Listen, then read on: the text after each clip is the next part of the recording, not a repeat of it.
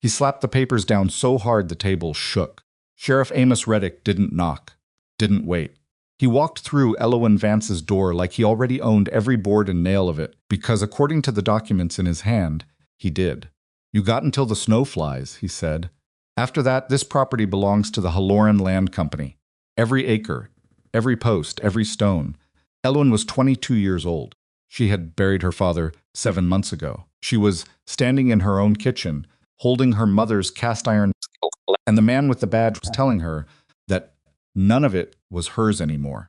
If that were you standing in the only home you've ever known, being told to leave by a man with a pen and a lie, what would you do? What Elowin did shocked everyone in Cinder Hollow. She didn't beg. She didn't cry in public. She didn't take the road east like they expected. She went west, straight into the Grimspire Mountains, in October, alone. And she didn't just survive. Before we go any further, if this is your first time here, hit that subscribe button right now and turn on your notifications, because we tell stories like this every single week. Stories about ordinary people who refuse to be buried. Drop a comment below and tell me what city or country you're watching from. I want to see how far this story travels. Now let's get back to Elowin. The morning Reddick came, Elowin had been up since before dawn. That was nothing unusual. Since her father, Thomas Vance, had passed in March a quiet death, the way he'd lived, just of its windows were dark, just stopped breathing one night while the fire was still going, she had kept his schedule out of habit more than anything else. Up before light, fire built, animals watered. Work started before the sun bothered showing up. It was the kind of routine that kept grief from eating you alive. You just kept moving. She had burned through a good hour splitting wood behind the barn, when she heard the horse on the road. Not one horse. 3. Elowin set down the axe and walked around to the front of the house, wiping her hands on her canvas trousers. She was a big woman, heavy through the shoulders and hips, with wide hands and thick forearms that had spent a lifetime hauling water and turning soil. The kind of build that men in town called unfortunate when they thought she couldn't hear, and called useful when they needed a fence post set. She recognized Reddick before he dismounted. Amos Reddick was the kind of man who had built his entire life around looking like authority. Tall, straight-backed, with a silver star pinned to his coat that he kept polished even in mud season. He had 2 deputies flanking him, one she knew as Caleb Dorn, a younger man who always seemed vaguely uncomfortable in his own skin, and one she didn't recognize at all, thick-necked and watchful. None of them greeted her. Reddick stepped down from his horse, reached into his coat, and produced a folded set of papers. He walked up to her like she was a fence post, herself something to be dealt with, not spoken to, and slapped them against her chest hard enough that she had to grab them to keep them from falling. "Tax lien," he said. 5 years of unpaid property taxes on this parcel. Final judgment was issued by the county recorder's office 2 weeks ago. Land transfer was executed to the Halloran Land Company as of the 1st of this month. Elowin looked at the papers, then she looked up at him. "My father paid his taxes. Records say otherwise. I have receipts. Then you can take it up with the recorder's office." He said it the way you'd say, "The matter is closed flat final, already moving on. You've got until the first major snowfall to vacate. After that, Halloran's men have legal right to occupy." She stood there for a moment with the papers in her hands. Cold morning light was coming sideways across the valley. Her breath made small clouds in the air. "Sheriff," her voice was careful, quiet.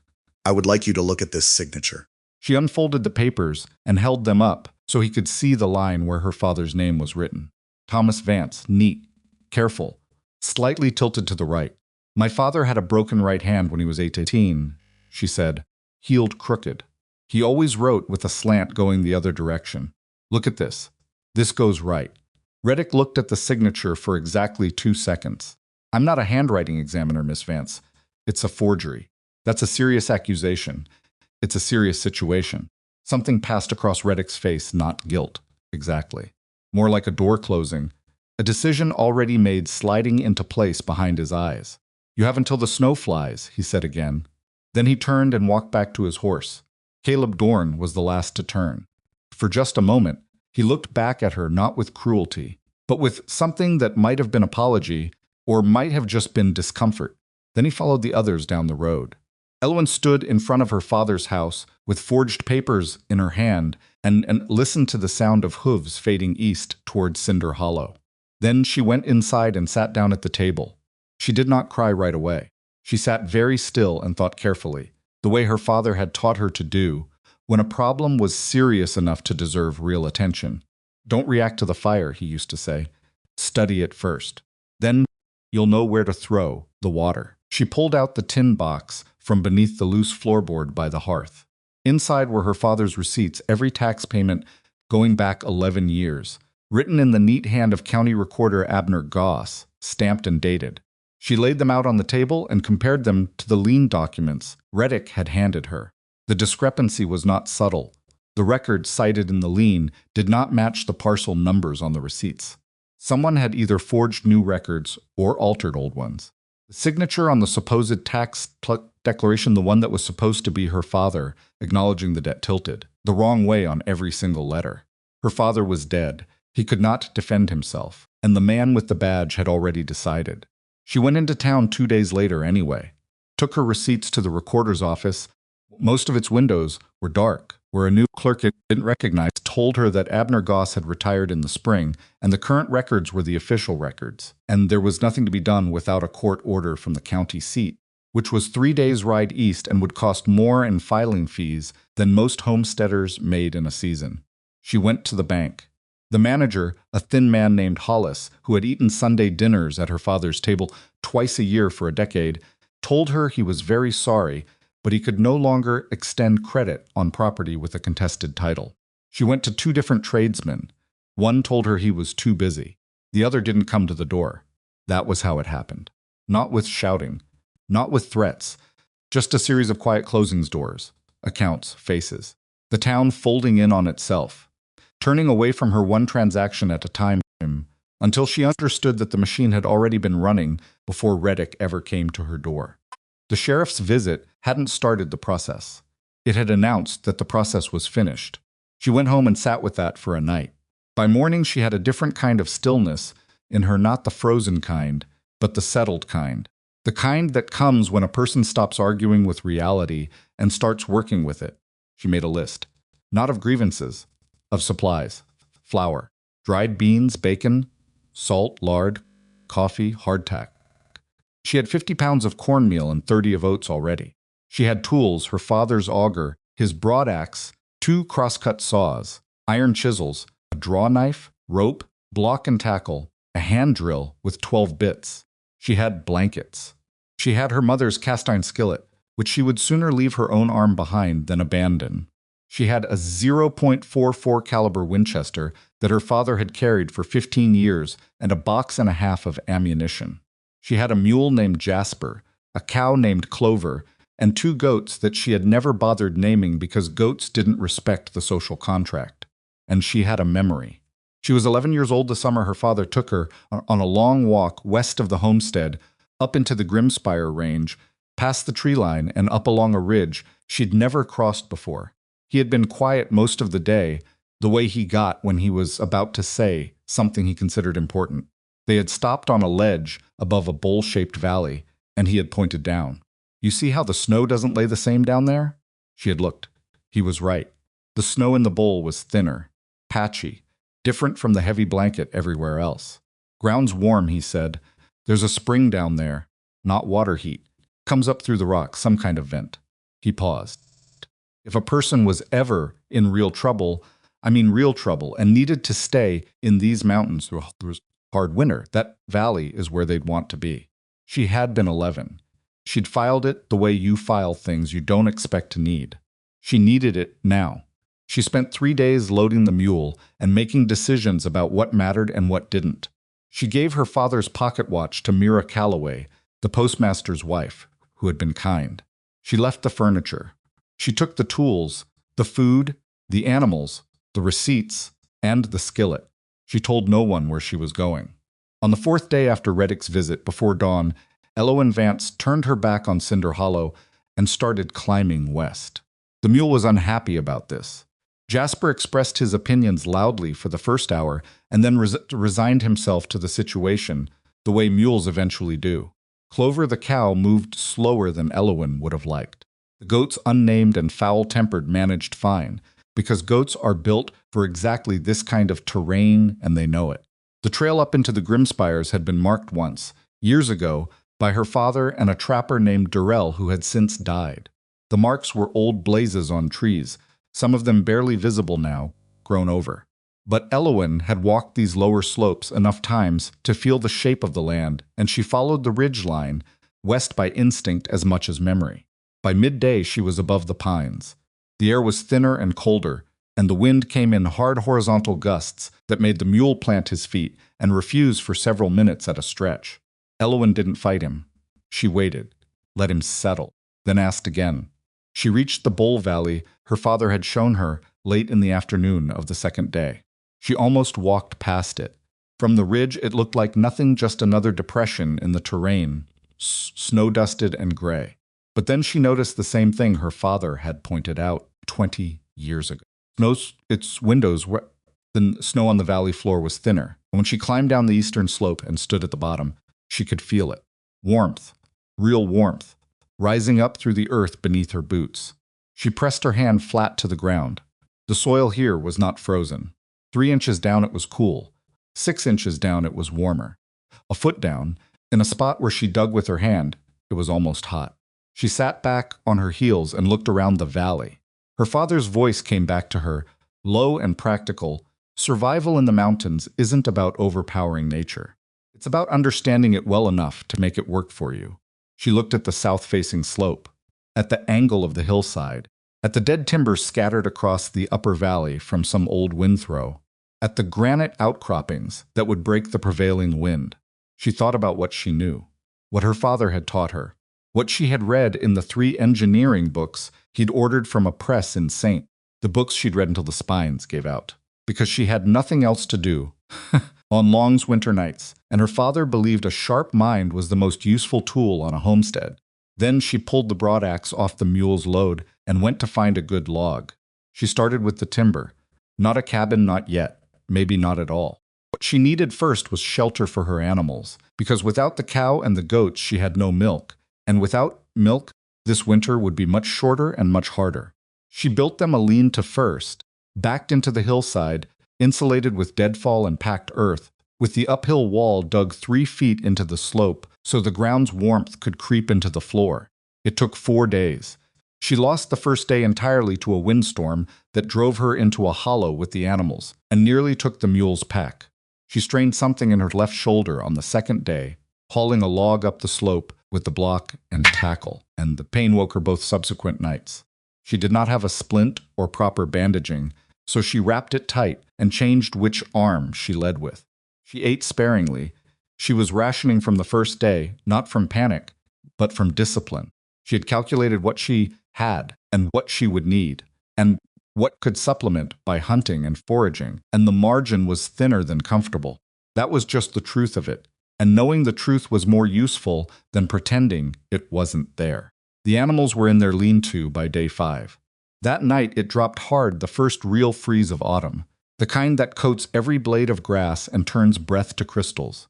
She lay with them for warmth, her back against Clover's side, listening to the wind move over the valley and feeling, faintly but definitely, the warmth coming up through the earthen floor. There you are, she thought. The next morning she started digging. The south-facing slope gave what she needed, a hillside steep enough that she could cut horizontal into it, using the mass of the mountain above her as insulation, with the pitch of the slope carrying any water drainage away, rather than into her living space. She chose a spot 10 feet above the valley floor, where the warmth from below would be conducted up through the bedrock without the ground being actively wet. She had never built a structure like this, but she had read about them. The books called them earth-sheltered dwellings, or dugouts. Though the designs she had studied were far more engineered than the prairie dugouts, most people thought of those being little better than holes with doors. What she was building was something with actual walls, actual engineering, actual thought behind it. She cut logs and squared them with the broadaxe for the main support posts. She dug the main chamber first 12 feet wide, 16 feet deep into the hillside, 6 feet tall at the center ridge. The digging was brutal. Compacted mountain soil full of rocks and roots, she had to stop every hour and sit and breathe, her hand shaking her shoulder, sending bright white pain every time she torqued the wrong way with the shovel or the pick. She had to think about her body differently than most people did. She was big and she was strong, but size without strategy just burned energy faster. She had figured this out young, watching smaller men exhaust themselves doing things wrong, thinking that speed was the same as efficiency. It wasn't. She used levers. She used the block and tackle to haul stone out of the dig site instead of carrying it. She rested before she needed to, so she could keep working instead of collapsing. It still took 11 days. 11 days of cold and pain and gravel in her hands, and 2 episodes where the side walls wanted to cave, and she spent an entire night resetting the shoring timbers before she felt safe putting weight on the roof structure. She was not proud of herself, the way stories usually make people proud of themselves during hard moments. She was mostly just tired and annoyed and determined. There wasn't space for triumph. There was just the next problem and the problem after that. But the structure went up. Log roof supports, crosshatch deadfall in the gaps, 12 inches of soil laid over the top, a separate ventilation channel, a narrow-angled cut through the hillside that let stale air out and brought fresh air in without letting the wind drive cold directly into the living space. Stone floor, flat rocks, fitted as close as she could manage, with a shallow channel cut beneath them for the geothermal trickle she diverted from a seep 30 feet uphill. The door she built last, from split cedar planks, double hung with rope hinges, and sealed with packed moss along the frame. She moved her supplies inside. Then she built a fire small, just to test the draw on the ventilation, and sat in the middle of her dirt floor and ate a full meal for the first time in 2 weeks. The temperature inside, held steady at what she estimated, was just above 50 degrees without the fire at all. With even a small stove, it would push 65. Outside, it was below freezing. She was bone-tired. Her shoulder hurt constantly. Her hands had cuts she'd stopped counting. The left side of her face had been wind-burned raw on the day she'd had to seal the ventilation channel in a 30-mile-an-hour gust. But the ground was warm beneath her. Her animals were safe. Her food was dry. The wind moved over the top of her shelter without knowing she was there. Elowen looked at the low ceiling and thought about Reddick. She thought about him riding back to Cinder Hollow and telling people she'd gone into the mountains. She thought about the way they'd shake their heads. A woman alone, that big girl who never knew when to quit, gone off to freeze herself trying to prove a point. She thought about that for a long time. Then she banked the fire, pulled her blanket up, and went to sleep. Winter was just getting started, and so was she. She had been sleeping inside the mountain for 3 weeks before she realized she had stopped listening for the wind. That was how she knew the shelter was working. Not the temperature, though the temperature was real and measurable, and she checked it twice a day by pressing her palm-flat stone floor the way her father had taught her to check bread dough. Not the animals, though. Clover was giving steady milk again, and the goats had settled into their corner of the livestock quarter with the suspicious calm of creatures who'd decided to tolerate a situation they couldn't change. It was the wind. She had spent every night of her adult life hearing the wind work against whatever structure she was sleeping in, rattling the shutters, probing the eaves, reminding her in the dark that outside was always trying to get in. Here, inside 8 feet of packed earth and mountain granite, the wind was simply gone. She could hear her own breathing. She could hear the goats shifting. She could hear, if she lay very still, the faint, deep hiss of the geothermal seep moving through the channel beneath her stone floor. That sound, that low, constant exhale from somewhere far below, had started to feel like company. She did not let herself think about what that meant about her situation. December came in stages. First, the temperature dropped in a clean, honest way, cold but predictable, the kind of cold she could calculate. Then the clouds moved in from the northwest and stayed, heavy and dark, stacking up against the Grimspire peaks, like they had unfinished business there. Then the snow started. It snowed for 4 days without stopping. Elowen knew it was heavy because of the light, or the lack of it. Even during daylight hours, the interior of her shelter went dim in a specific way. The thin winter light that filtered in through her ventilation channel, going grayer and grayer, until by the 3rd day of snowfall, she was burning her small tallow candle during what should have been mid-afternoon. She checked her exterior marker, a tall pine branch she'd driven into the ground 12 feet from her door, by cracking the door open and looking. By the end of the second day, she could see only the top 8 inches of it. By the end of the fourth day, she could see nothing at all. She had done her math on firewood. This was one of the first things she'd done after completing the shelter, inventoried every combustible thing she had, and calculated how long it would last at varying rates of use. She had 2.5 cords stacked in a shallow alcove she dug into the hillside to the left of her door, covered with a section of canvas weighted down with rocks. That wood was now under roughly 4 feet of snow. She had brought 20 days' worth of smaller split pieces inside before the storm hit, stacked along the inner wall of the livestock quarter where the animal's body heat would keep it dry. She used almost none of it. The stove, a small iron box she'd packed up on Jasper's load along with the pipe sections. For the chimney, ran maybe 2 hours each morning and 2 in the evening. Cooking, mostly. A little extra warmth for the hour after the animals were fed.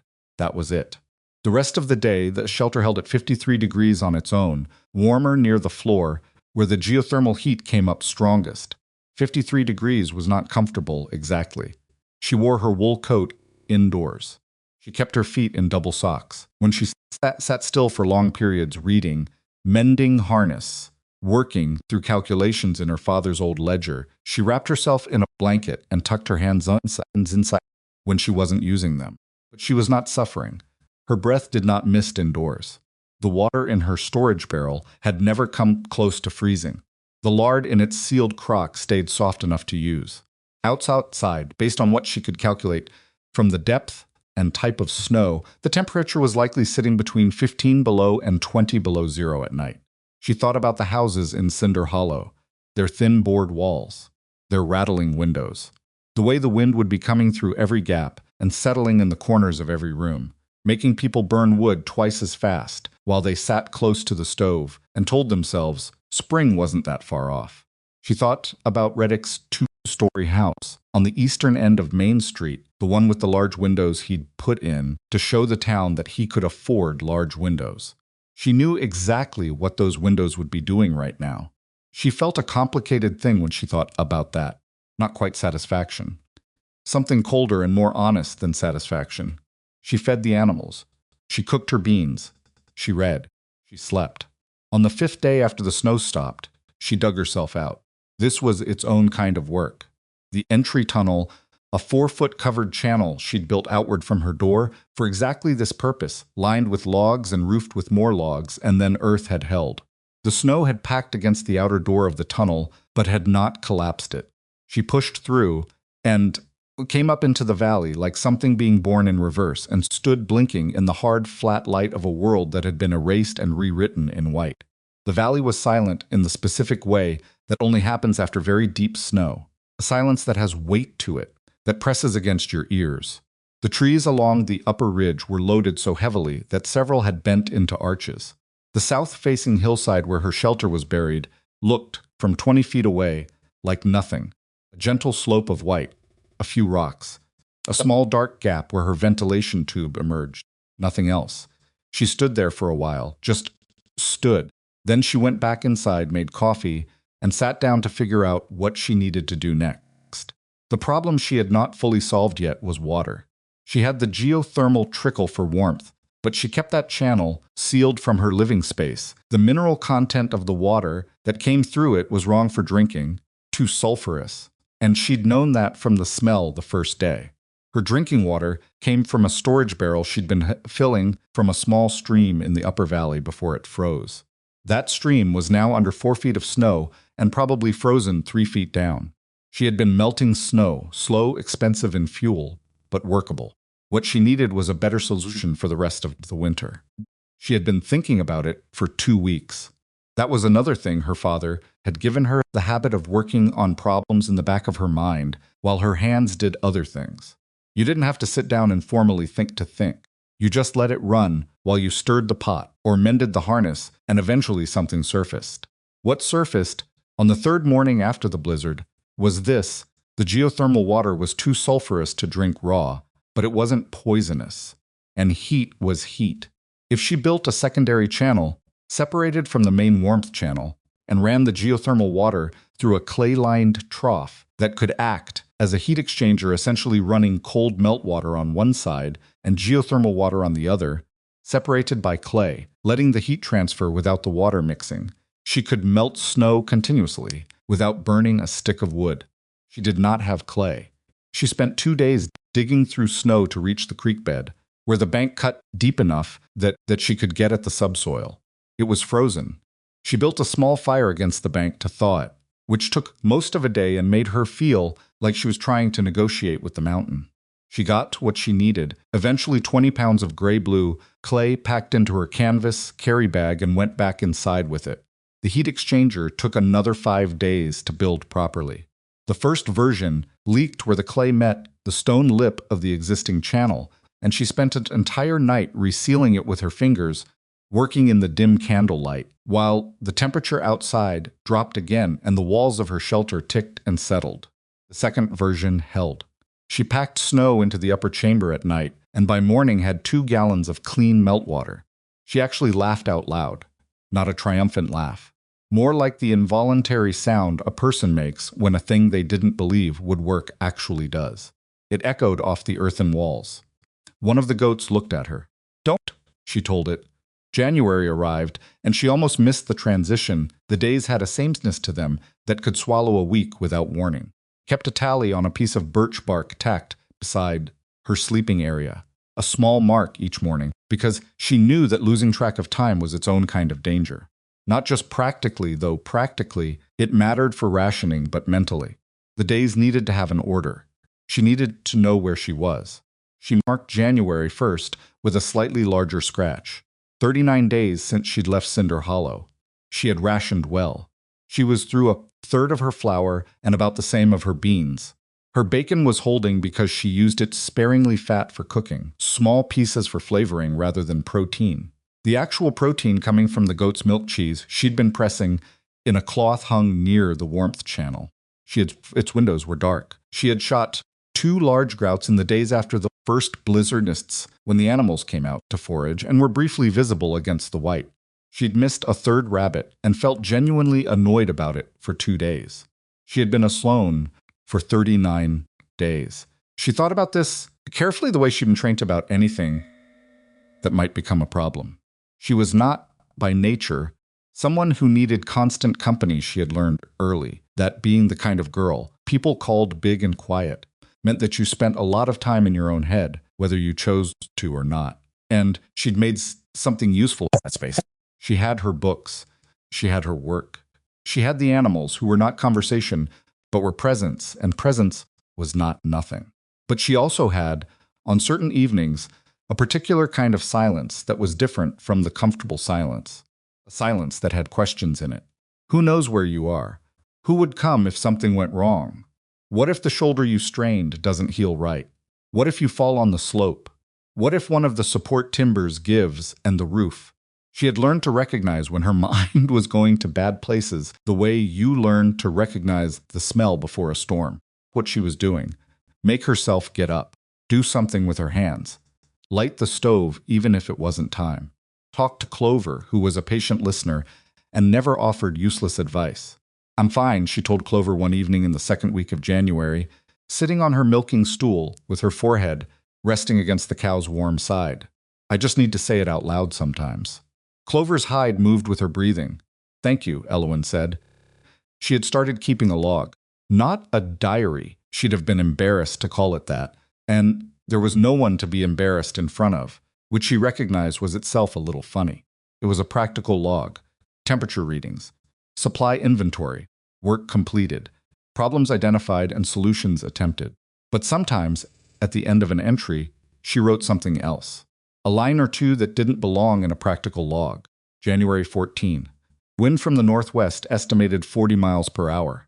Roof held without sound. Animals settled. Water system functioning. Used 3 pounds flour this week. On target. Shoulder better. Moved a log today that I couldn't have moved 2 weeks ago. Not sure if that means I'm healing or just that I've stopped noticing. January 19. Snow again. Lost my afternoon light entirely by 2 o'clock. Made cheese. Read the last 30 pages of the engineering text for the 4th time. Started reading it again from the beginning. Thought about my father today. Not the sad thinking, the other kind. The kind where you hear him say something specific in your memory and realize you didn't understand it when he said it, but you do now. He said once that the most dangerous thing in the mountains wasn't the cold or the drop or the bear. He said it was the moment you stopped paying attention because you thought you already knew. I used to think he was talking about the mountain. I think now he was talking about everything. She folded the log away, checked the animals, banked the fire, slept. It was in the 3rd week of January that the trapper found her. She heard him before she saw him send the sound of snowshoes, the particular compressed squeak of weight on packed snow that is different from any other sound in winter silence. She heard it through the ventilation channel, which carried sound down as well as air, and she was already up and at the door with the Winchester in her hands before she had consciously decided to get it. She came out through the tunnel into the cold and stood in the flat light of late morning and looked up the valley slope. A man, coming down from the northeast ridge, tall, with a trapper's coat, elk hide, she thought, well worn, and a pack so loaded it made him move like something that had given up on dignity. He had snowshoes on and was watching his footing, not the valley, and he hadn't seen her yet. She waited. He was 50 yards out when he looked up and stopped dead. The silence between them lasted several seconds. "Morning," he said finally. His voice was careful.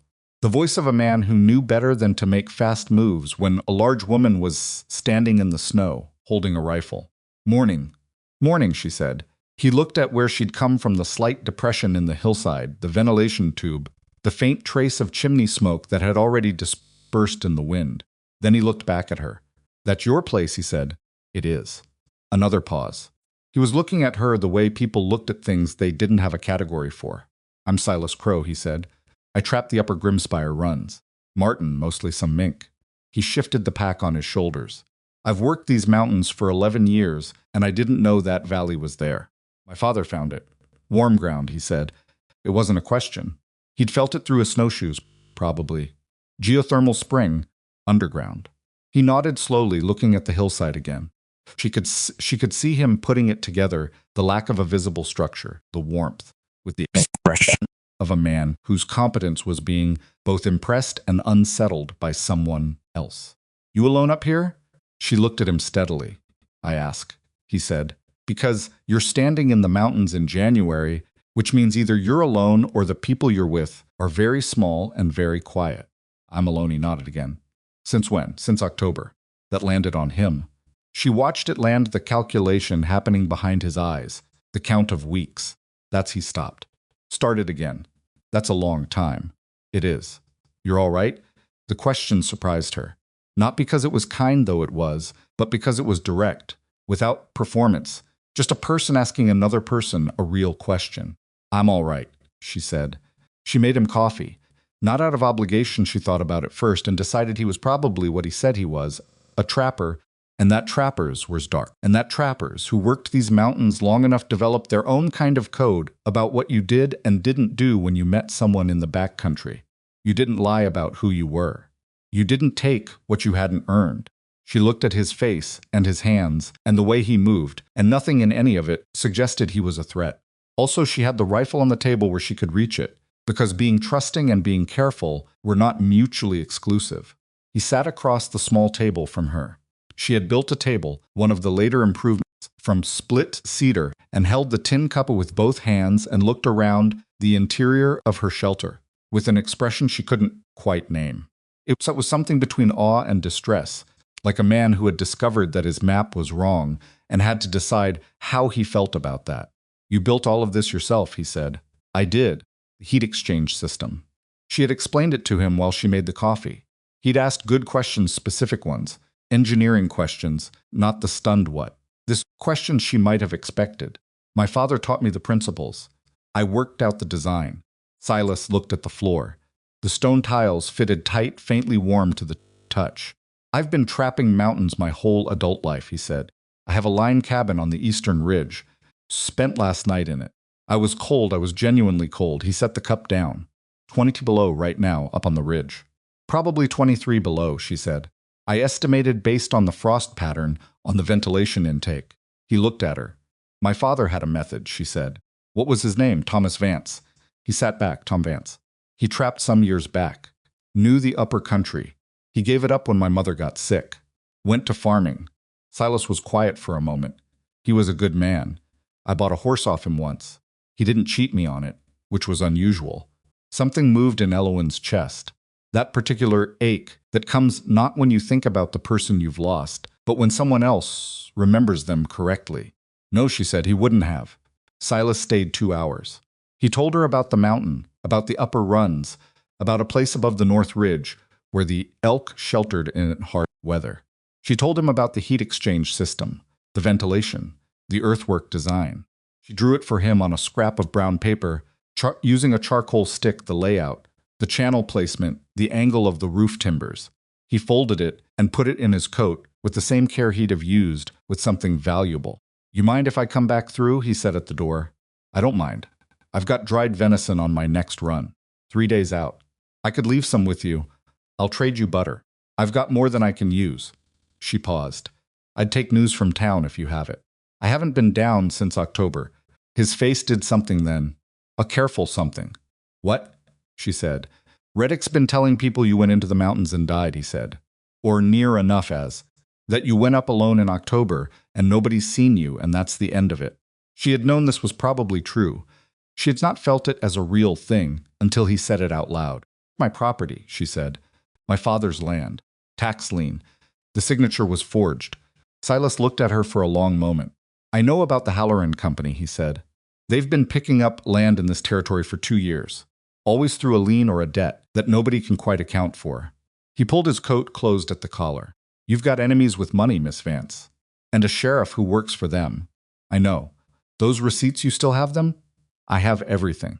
He nodded slowly, the way a man nods when the problem is clear and the solution is not, and he respects you enough not to pretend otherwise. 3 days, he said. I'll come back through with venison. He went up the slope and over the ridge and was gone.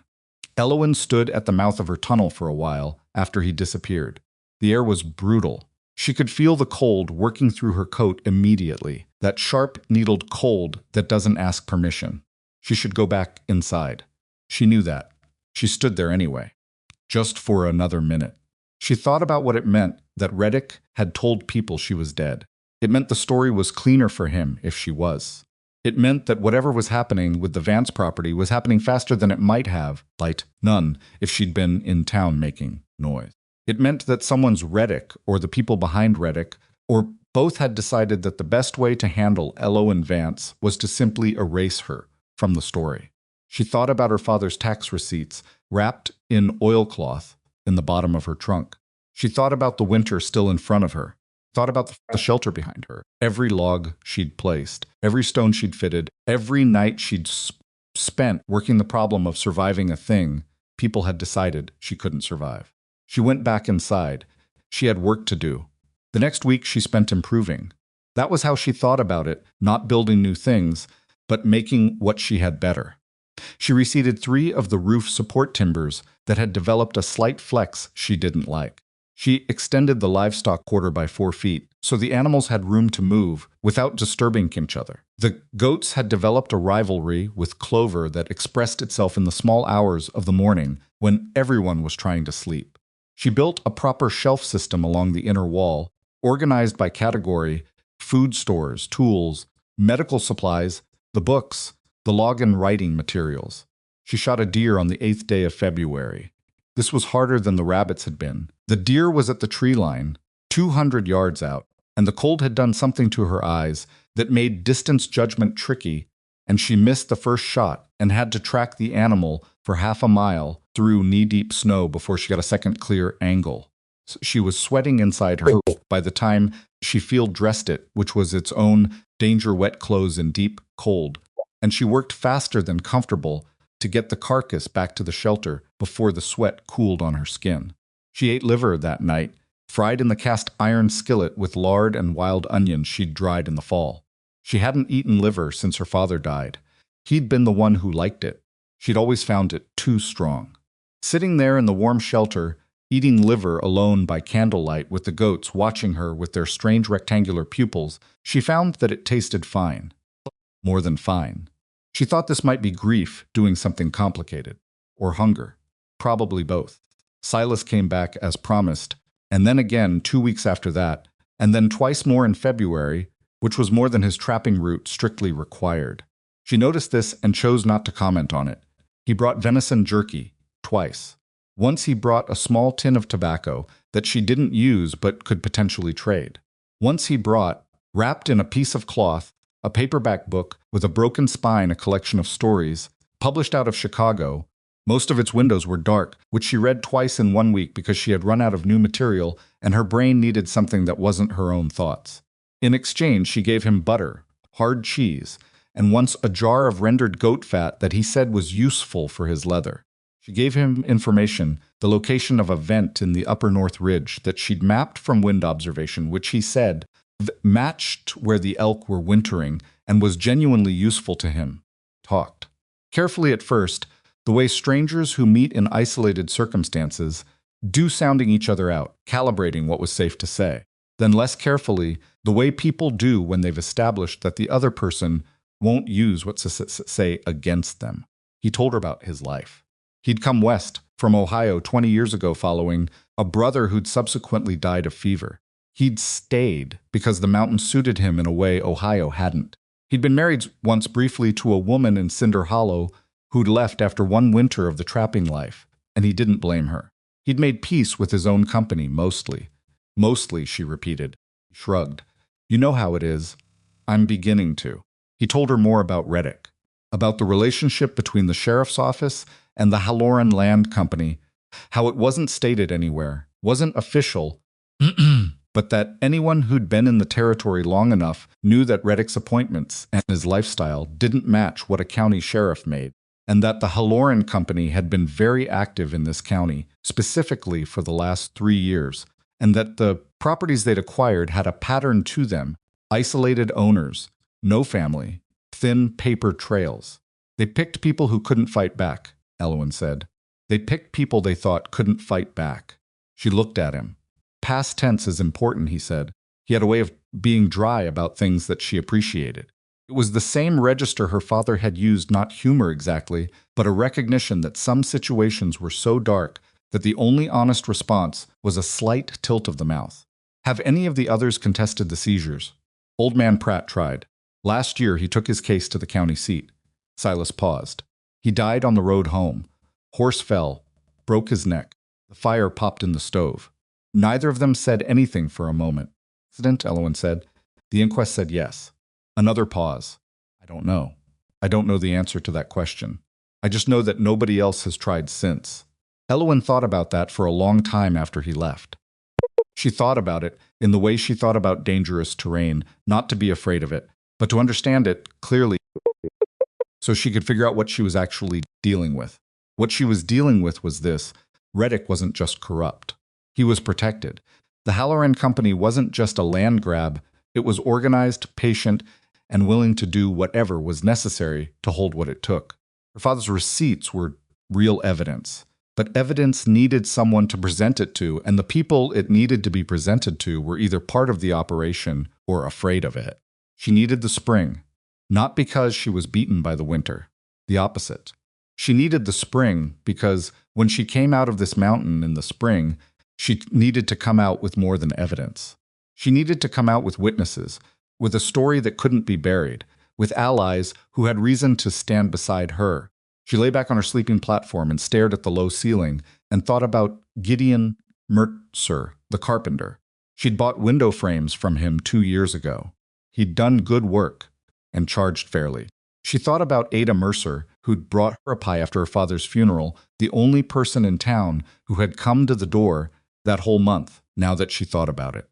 She thought about their small boy. She didn't know his name. She'd seen him in the street, maybe 5 years old, running circles around his father's legs, while Gideon tried to talk business. She thought about them in their house in Cinder Hollow right now. The firewood, the windows, the stove that couldn't quite keep up with the cold. She hoped they were warm. February ended and March began with a thaw, 4 days of temperatures above freezing, enough to settle the snowpack several feet and make the upper valley run with meltwater that had nowhere to go yet and made the lower ground treacherous. She spent the thaw running inventory. She was in better shape than she'd expected, better shape than her careful math had suggested, was likely. The deer, the rabbits, the grouse, the cheese and butter, the managed rations she had, by her calculation, 6 more weeks of reasonable food even without hunting, and potentially 8 or 9 if she was willing to tighten the belt. She was not going to starve. She had known this somewhere for a while now. But knowing it in the abstract and knowing it in the inventory were different. She sat with the numbers and felt something she hadn't let herself feel since October, something that wasn't quite hope. Because hope was a word that implied she'd been hopeless, and she hadn't been. It was more like confirmation, like a calculation coming out right. She had been right. Her father had been right. The knowledge worked. Then March brought another cold snap, not as severe as January's worst, but bad enough. The thaw had made things deceptive.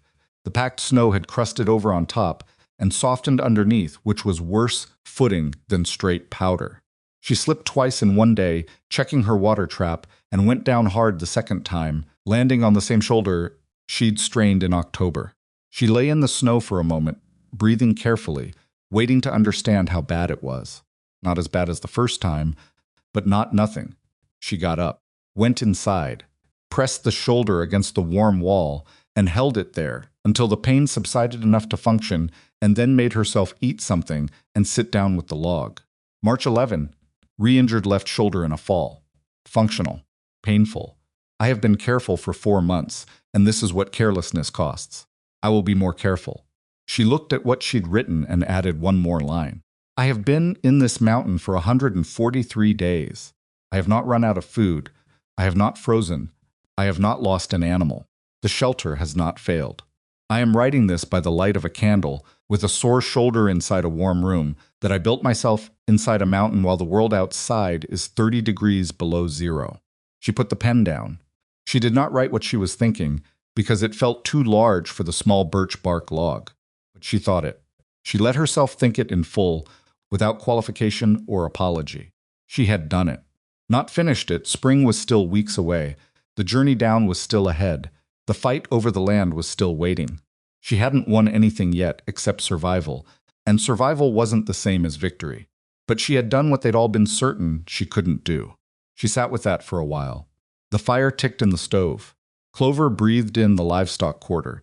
The geothermal seep moved its slow, ancient heat up through the stone floor and into the room. Outside, the cold pushed down from the peaks and found nothing to get into. She blew out the candle. She slept. The shoulder healed crooked. Not badly, not in a way that stopped her from working, but there was a knot in the muscle just below the joint that hadn't been there before the second fall, and on cold mornings, which was all mornings, it woke up before she did and reminded her of its presence with a specific grinding ache that made her lie still for a few extra minutes before getting up. She had started thinking of it as a tax. The cost of the second fall, paid in small increments every morning for the rest of the winter. Her father would have said something practical about it. Something like a body that works imperfectly is still a body that works.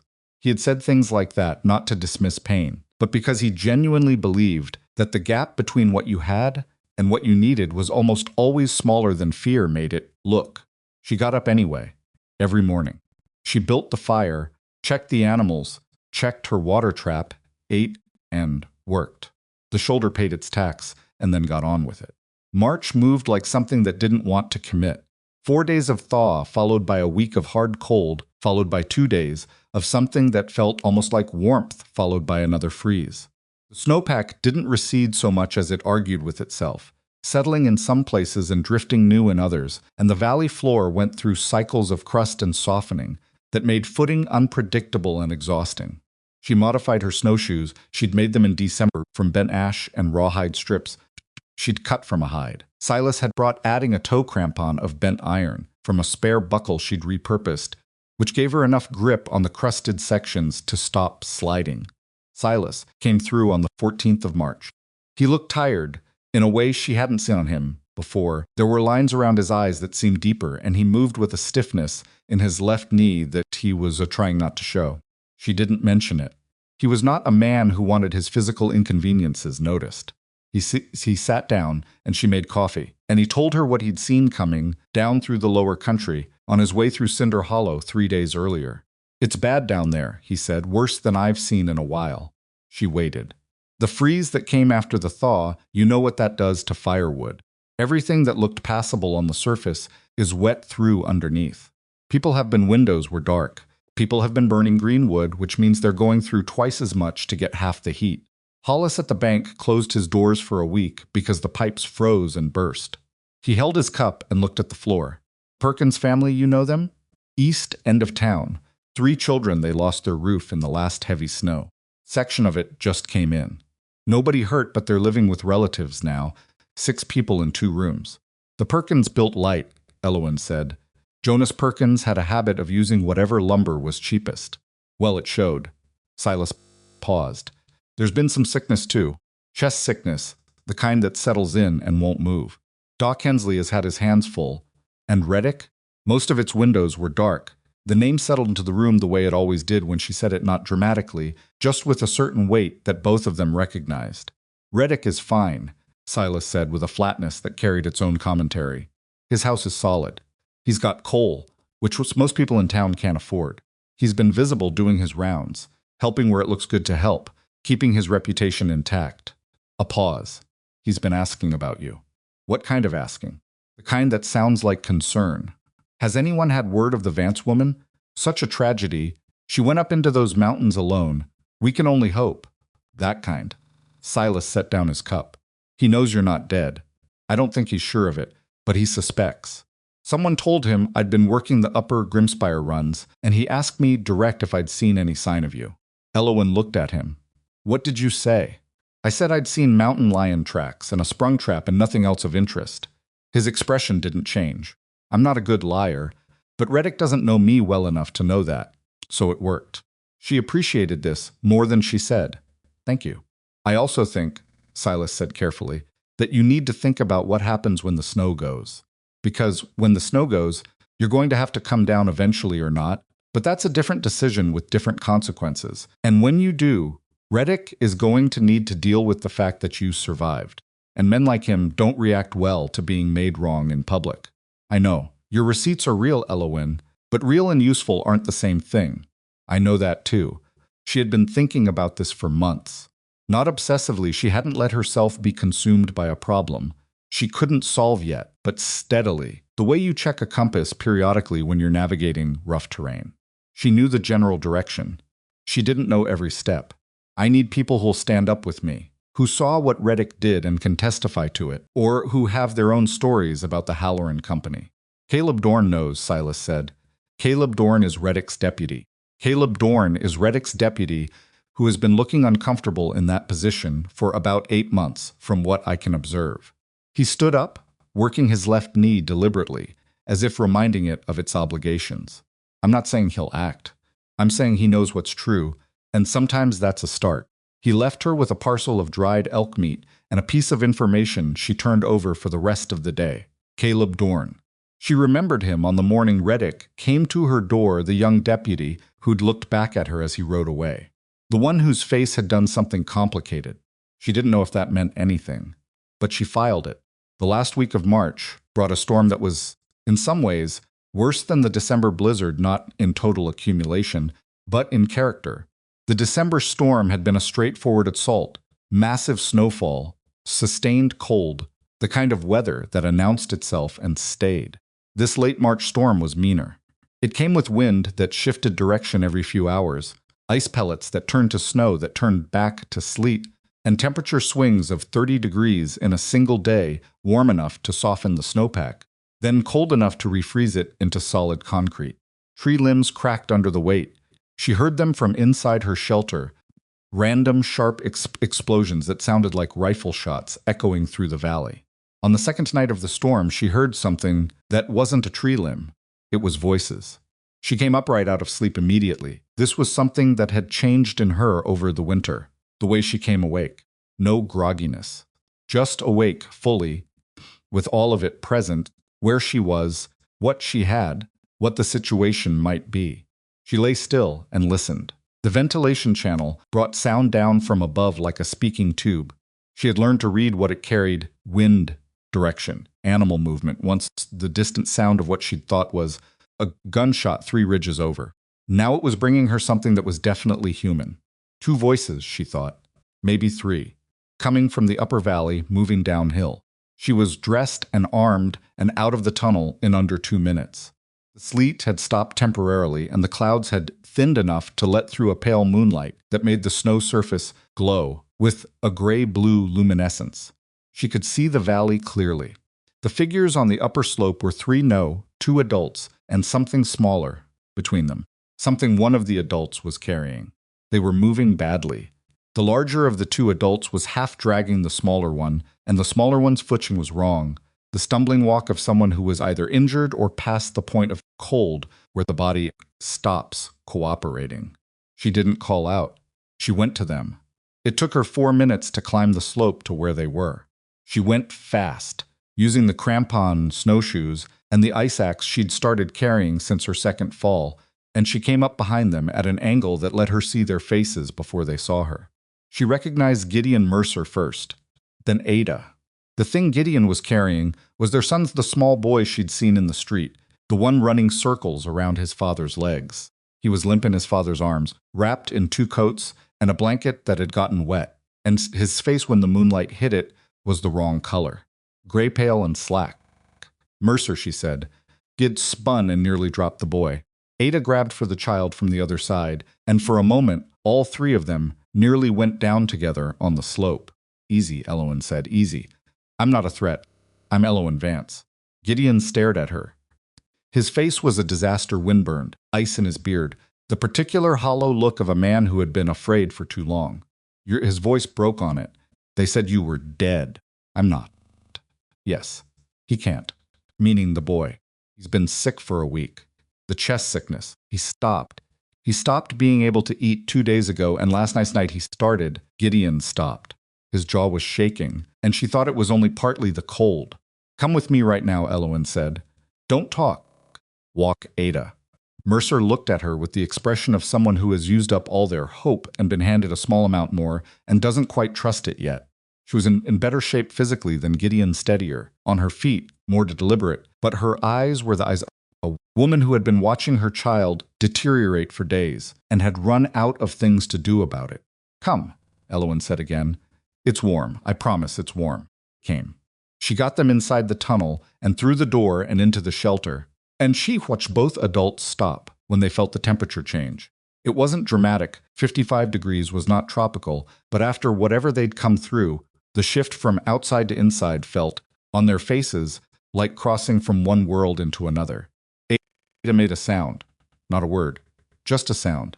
Set him here, Elowen said, clearing her sleeping platform.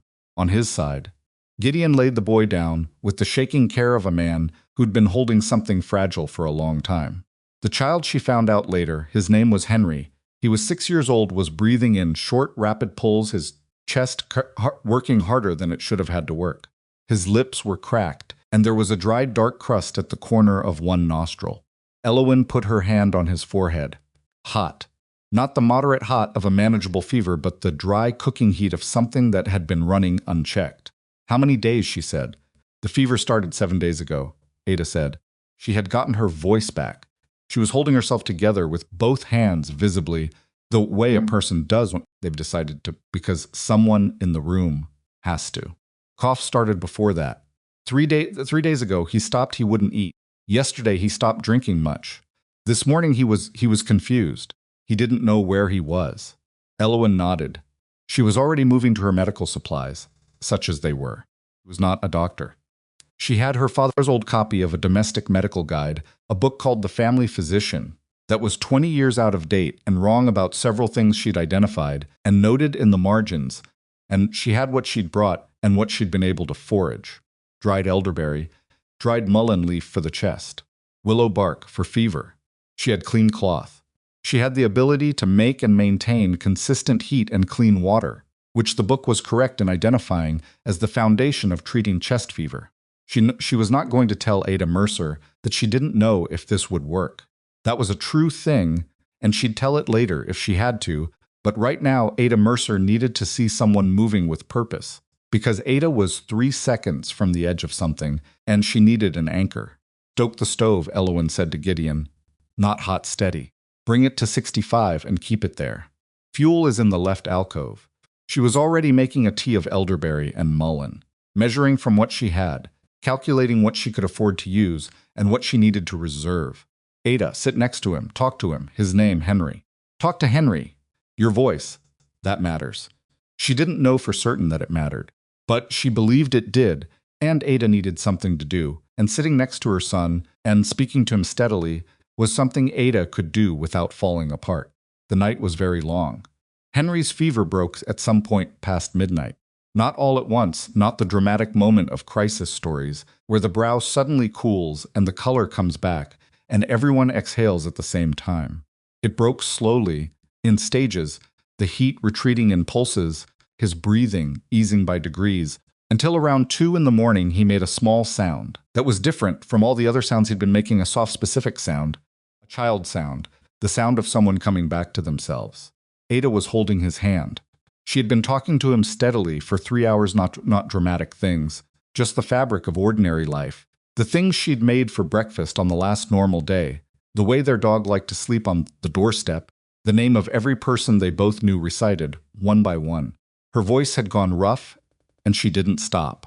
When Henry made the sound, she went absolutely still. Mama, he said. His voice was a thread.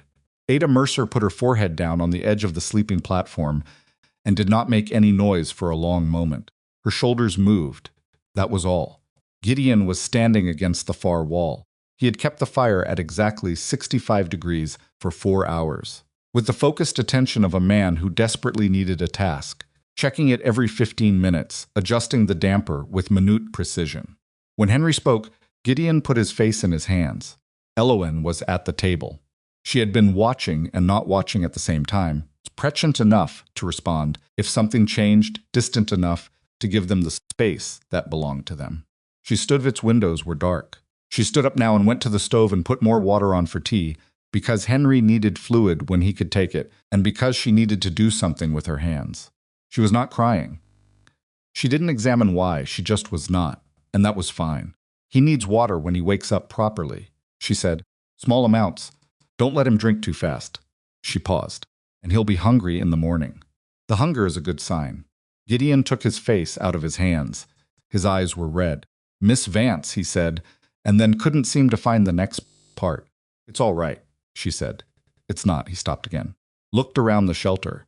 The warm walls, the organized shelves, the stone floor, the faint glow from the ventilation channel as the gray early light started to come in. I heard about what Reddick did. When you left, I knew what he'd done with the papers. I suspected it anyway, but I didn't. Another stop. He was not a man who cried, she thought, but he was a man who was very close to it and was fighting it with everything he had. I didn't say anything. When he told people you'd probably gone up to die, I didn't say anything to contradict it. The room was quiet, except for the stove and Henry's easier breathing. You had your family to think about, Elowen said. That's what I told myself. He said it without any grace, without any of the softening that people usually applied to their own failures. Just the plain fact of it. It was a coward's reason, maybe she said. Or maybe it was a father's reason. Those aren't always different things. She meant it. She was not forgiving him as a performance. She was not being generous to make herself feel large. She was just saying what she believed, which was that most people who didn't act when they should have didn't do it out of evil. They did it out of fear, and fear in Cinder Hollow, with Reddick and the Halloran Company in the background, was not a small thing. She could hold that true, and also hold true that it had cost her. Gideon looked at her for a long moment. Then he nodded. Once. He seemed to understand that she was not absolving him, and was not condemning him, and was just telling him the truth, which was harder to receive than either of the alternatives. What do you need, he said. Right now, here. What do you need? Nothing urgent. I'm provisioned for another 6 weeks. She paused. I need allies. When spring comes and I go back down to contest the land claim, I need people who'll stand up. Who know about the Halloran Company and what Reddick has been doing? Who'll say so in front of the town council? I'll stand up, he said immediately. No pause, no calculation. I'll say what I know. It could cost you. Less than this would have cost me tonight. He said it quietly. It landed without drama. Ada had turned from Henry and was listening now. Her son was asleep, real sleep. The good kind. The kind where the body is repairing itself and knows it. She looked at Elowin with an expression Elowin couldn't entirely read. You kept him alive, Ada said. He kept himself alive. He's tougher than he looks. He is, Ada agreed. She wiped her face with the heel of her hand. You were alone up here all winter. Yes, completely alone.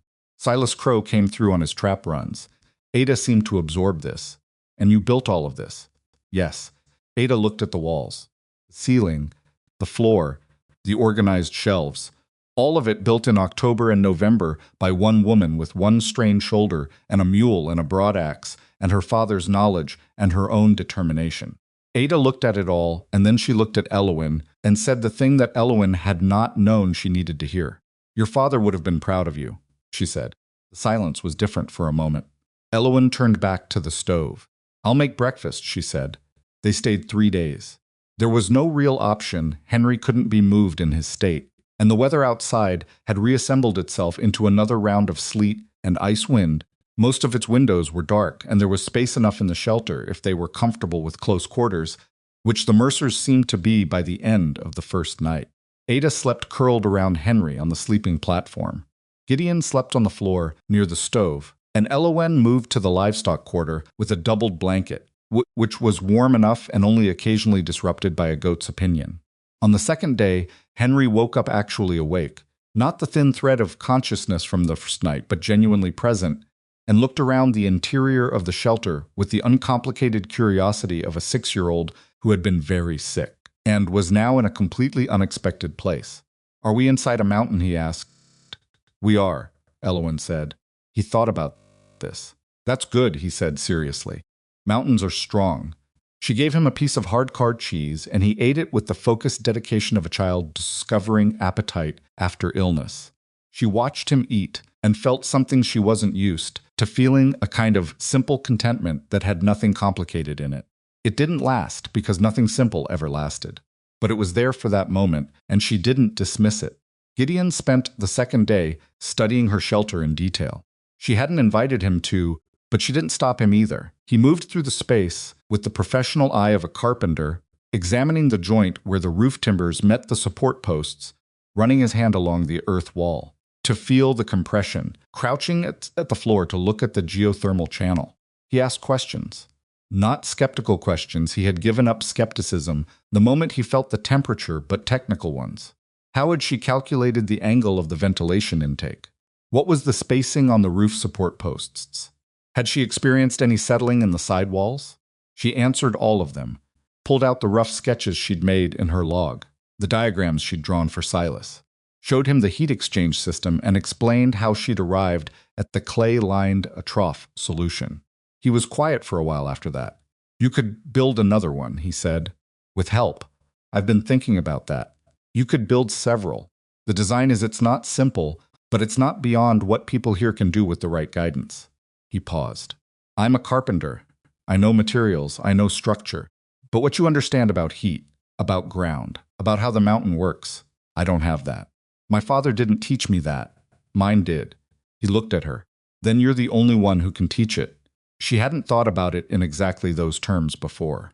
She had thought about sharing the design, showing people, passing it on, but something about the way Gideon said it, straightforward and practical, without making it larger than it was, made it settle differently.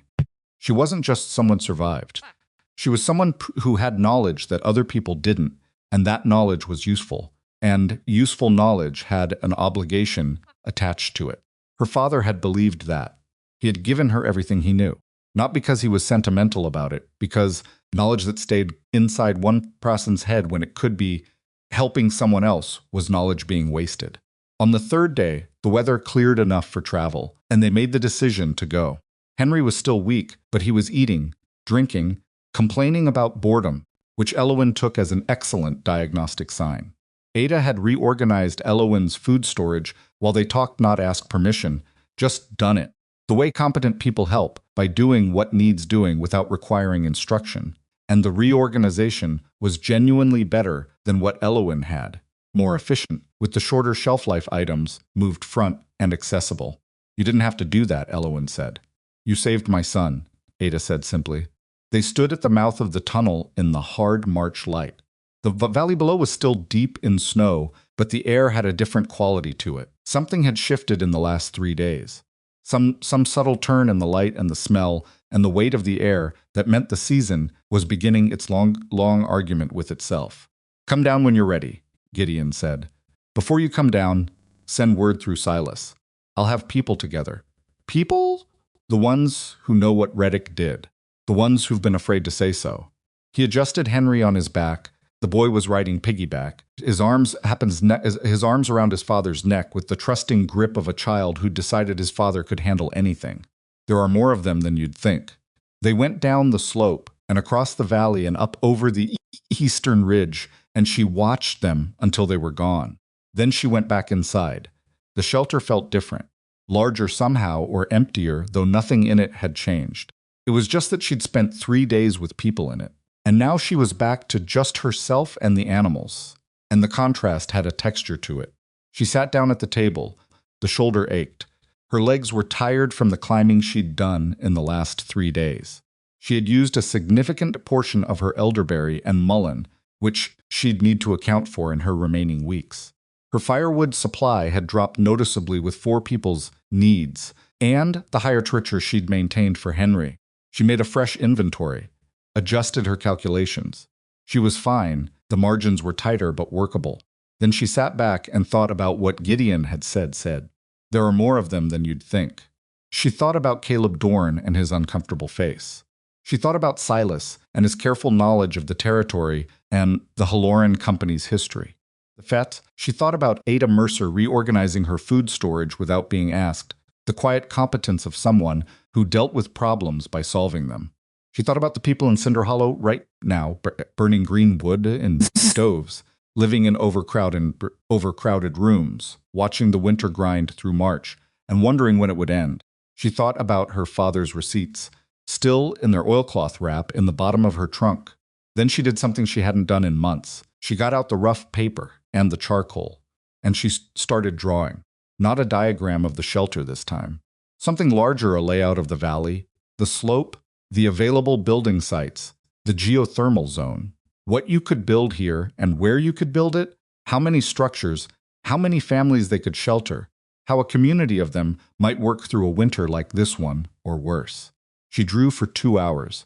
When she stopped, she looked at what she had. It was rough. It was imprecise. Some of the calculations at the margins were guesses that she'd need to refine with actual measurement. But the shape of it was clear, and the shape of it was real.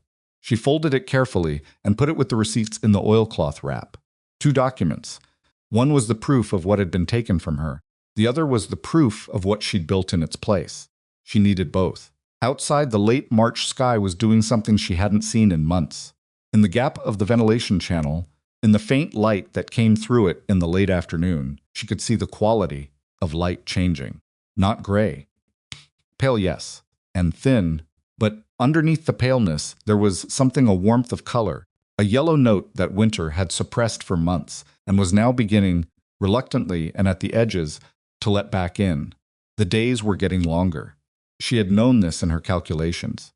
She had tracked the daylight by the light through the ventilation channel since November, marked it in her log, and the mathematics of it was not mysterious. The solstice had passed in December, and since then the light had been returning by degrees.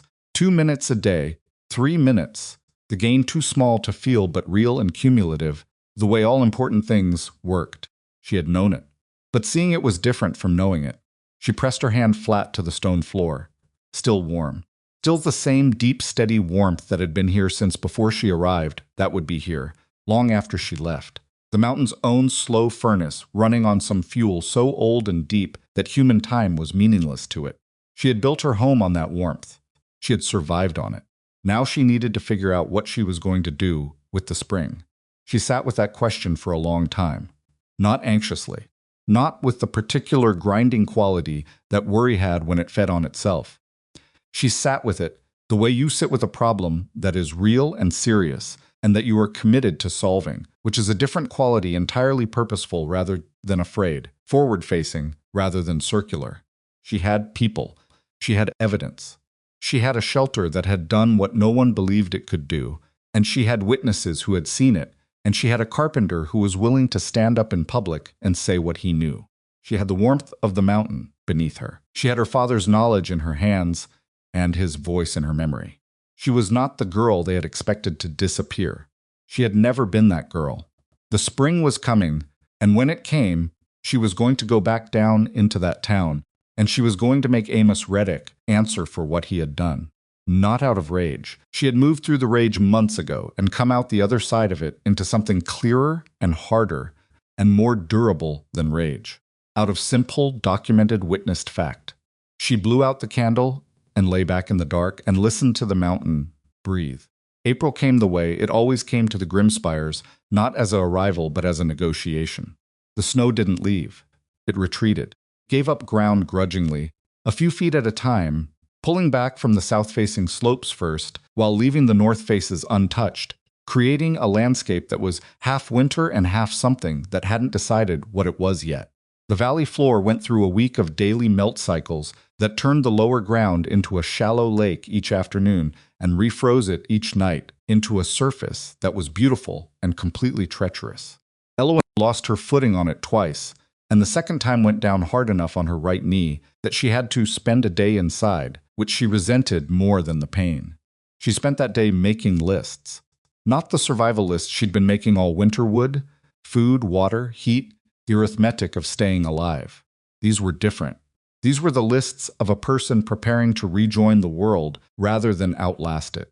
What she knew, what she could prove, who would stand with her, what order the arguments needed to go in, what Reddick would say, and what the answer to each of those things was.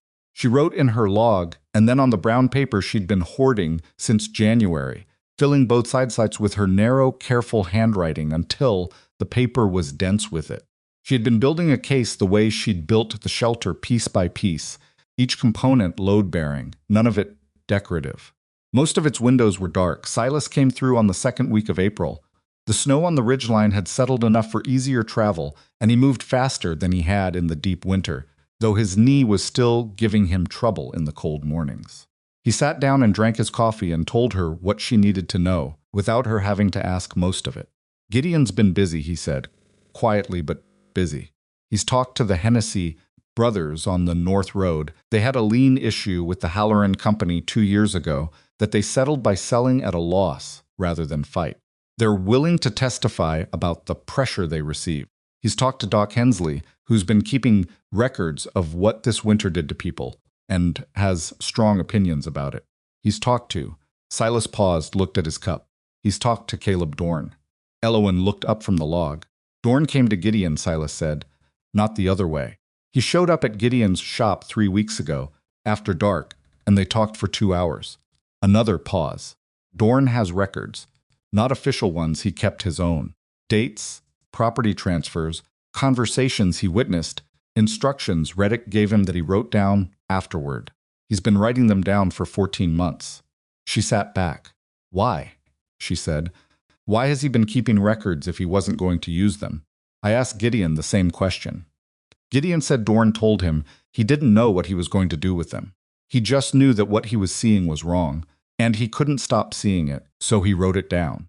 He said writing it down was the only way he could keep working without going crazy. She thought about that. About a young deputy keeps secret records of his own sheriff's crimes because he couldn't carry the weight of knowing without doing something, even if the something was only writing it down at night before he slept. He was waiting for someone to come back, she said. Silas looked at her. He was waiting for a reason, she said. He couldn't go first. He needed to know someone else was going to stand up before he'd commit to standing up himself. She wasn't saying it with contempt. It was just the truth of how courage worked in most people, which was conditionally in the presence of other people's courage. Henry Mercer nearly dying in these mountains may have been the thing that pushed him. Word got around fast about that, Silas said. Gideon didn't spread it, Ada did.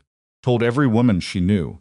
And women in Cinder Hollow talk to each other in ways that don't go through Reddick's notice. He set down his cup. There's a mood in town, Elowen. I've seen moods in this town for 20 years, and this one is different. This winter broke something. Not just the Perkins roof. Something else.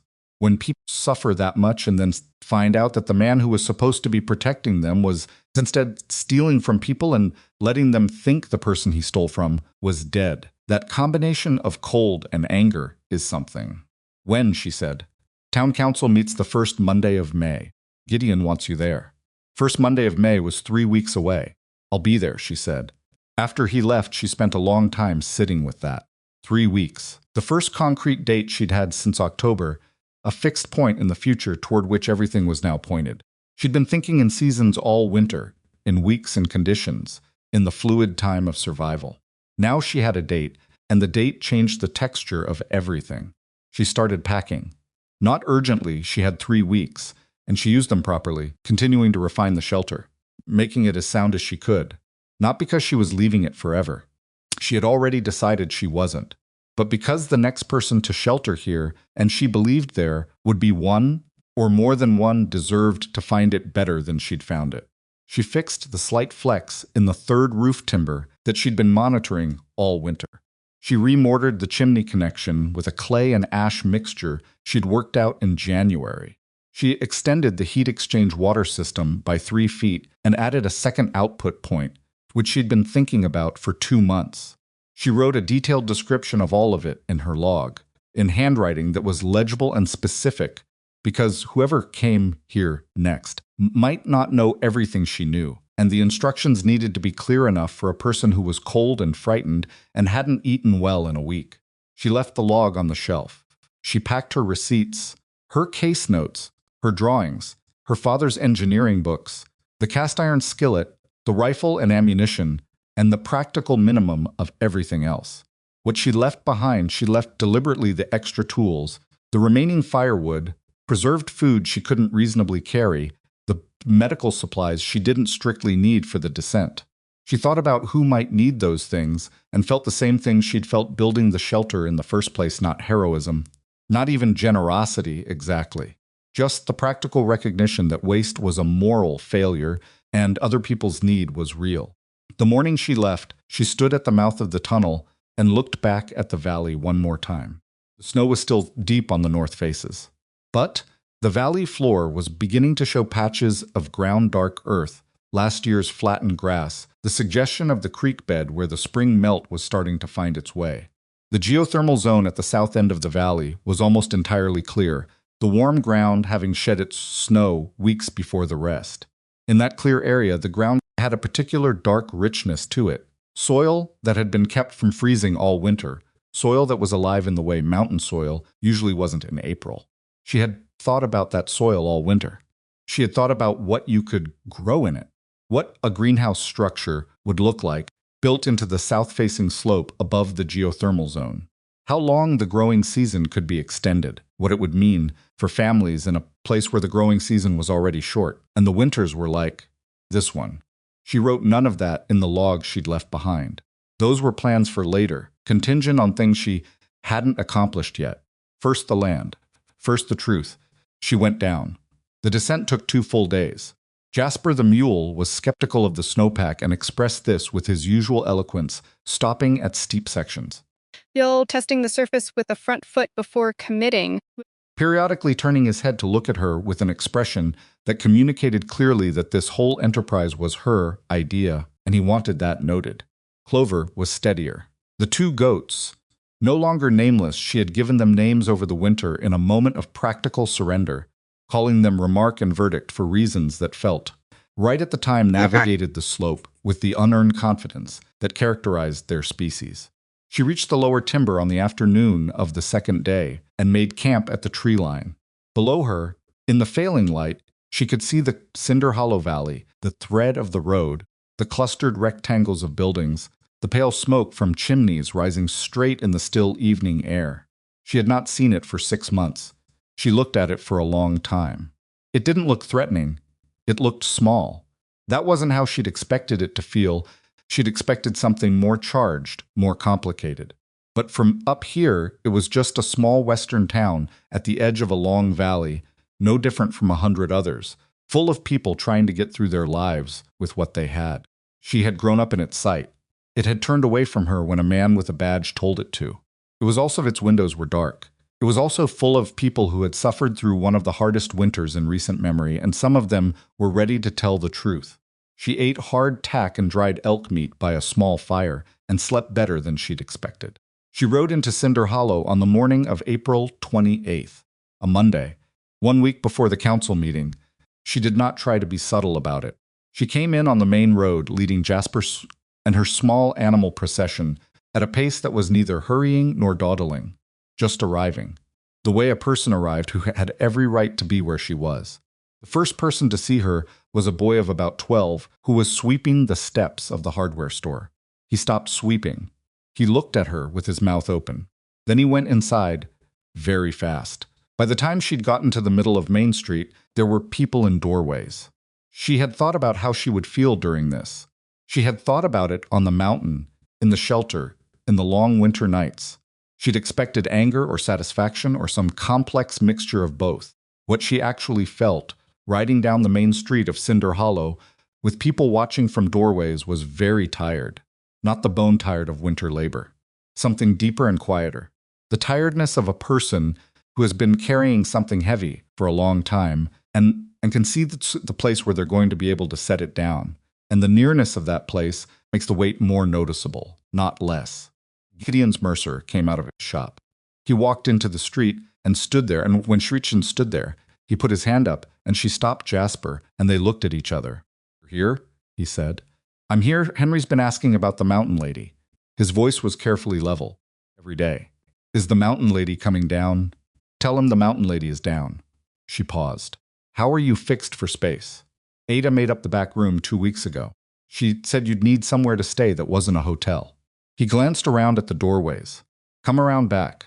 Let's get your animals settled before this becomes a public event." It became a public event anyway. She had known it would. By afternoon, the news had moved through Cinder Hollow the way news moves in small towns fast and with embellishments, some of them accurate and some of them extraordinary. She heard later that one version had her coming down the mountain with 40 head of cattle she'd raised in an underground barn, which was not true, though she appreciated the ambition of it. What was true was more useful. She met with Gideon and Ada that afternoon around the Mercer's kitchen table, the same table where Ada had reorganized her, thinking about what the next weeks needed to look like, while Elowen was building the shelf system in her mind. Henry was there for part of it, sitting in the corner drawing pictures of mountains with a seriousness that 6-year-olds brought to artistic projects, until Ada quietly redirected him to the other room. Silas arrived an hour later. He came in without knocking, the way he did everything, and sat down in the remaining chair and said, "Reddick knows you're here. I expected that. He came by the livery this afternoon, asking casual questions about whose mule that was with the canvas pack, trying to figure out if it was really you before he committed to a reaction. What reaction do you think he'll have?" Silas considered this with the directness she'd come to rely on from him. "He'll try to discredit you before the council meeting. He'll say the documents are forged, meaning your receipts, not his. And he'll say it the other way round. He'll try to establish that you left the property voluntarily, which under territorial law complicates the question of the transfer. He'll get a lawyer from the county seat if he can get one here in a week, and he'll get the Halloran Company's people to file supporting affidavits." He paused. "He's been doing this for 3 years. He knows the procedure." "So do I," Elowen said. Now she laid her documents on the table. The receipts, the original lien papers Reddick had served her with, her case notes, the diagrams and the drawings from the shelter, and a letter she'd written on the mountain that she handed now to Gideon. "What is this?" he said, opening it. "That's a description of every modification I made to the Vance property before I left, and everything I built on the mountain. Inventory, dates, conditions, evidence that I neither abandoned the property nor surrendered my claim to it." She paused. "I'm not a lawyer. But the reasoning is, I was driven off by fraudulent legal action. I documented it. I built an alternative shelter and maintained myself and my animals for 6 months, and I have the receipts proving the original fraud. The sequence matters." Gideon read through it. Silas looked over his shoulder. "You wrote this on the mountain," Silas said. "I had time." Caleb Dorn came to the Mercer's house that evening. He knocked, which struck her as the right choice, formal enough to signal that he understood the gravity of what he was doing. Not so formal as to make it feel like a confrontation. Ada let him in, and he came into the kitchen and stood there in his deputy's coat. Without his badge, he'd taken it off. She noticed, and she didn't know if that was deliberate or just how he dressed when he was off duty, but either way, it made the conversation easier. He was younger than she'd registered on the morning. Reddick had come to her door, mid-20s, with a face that looked older than that, in the specific way of people who've been carrying a weight their face wasn't shaped for. "Miss Vance," he said. "Deputy Dorn, Caleb," he said. "Please." She nodded. He sat down and he put on the table a bound notebook plain, black covered, the kind you could buy at any general store, and he slid it toward her. 14 months, he said. Every time I witnessed something that I knew was wrong. Dates, names, what was said, what was done. He looked at the notebook and then at her. I should have done something sooner. I know that. I'm not going to ask you to pretend otherwise. She looked at the notebook.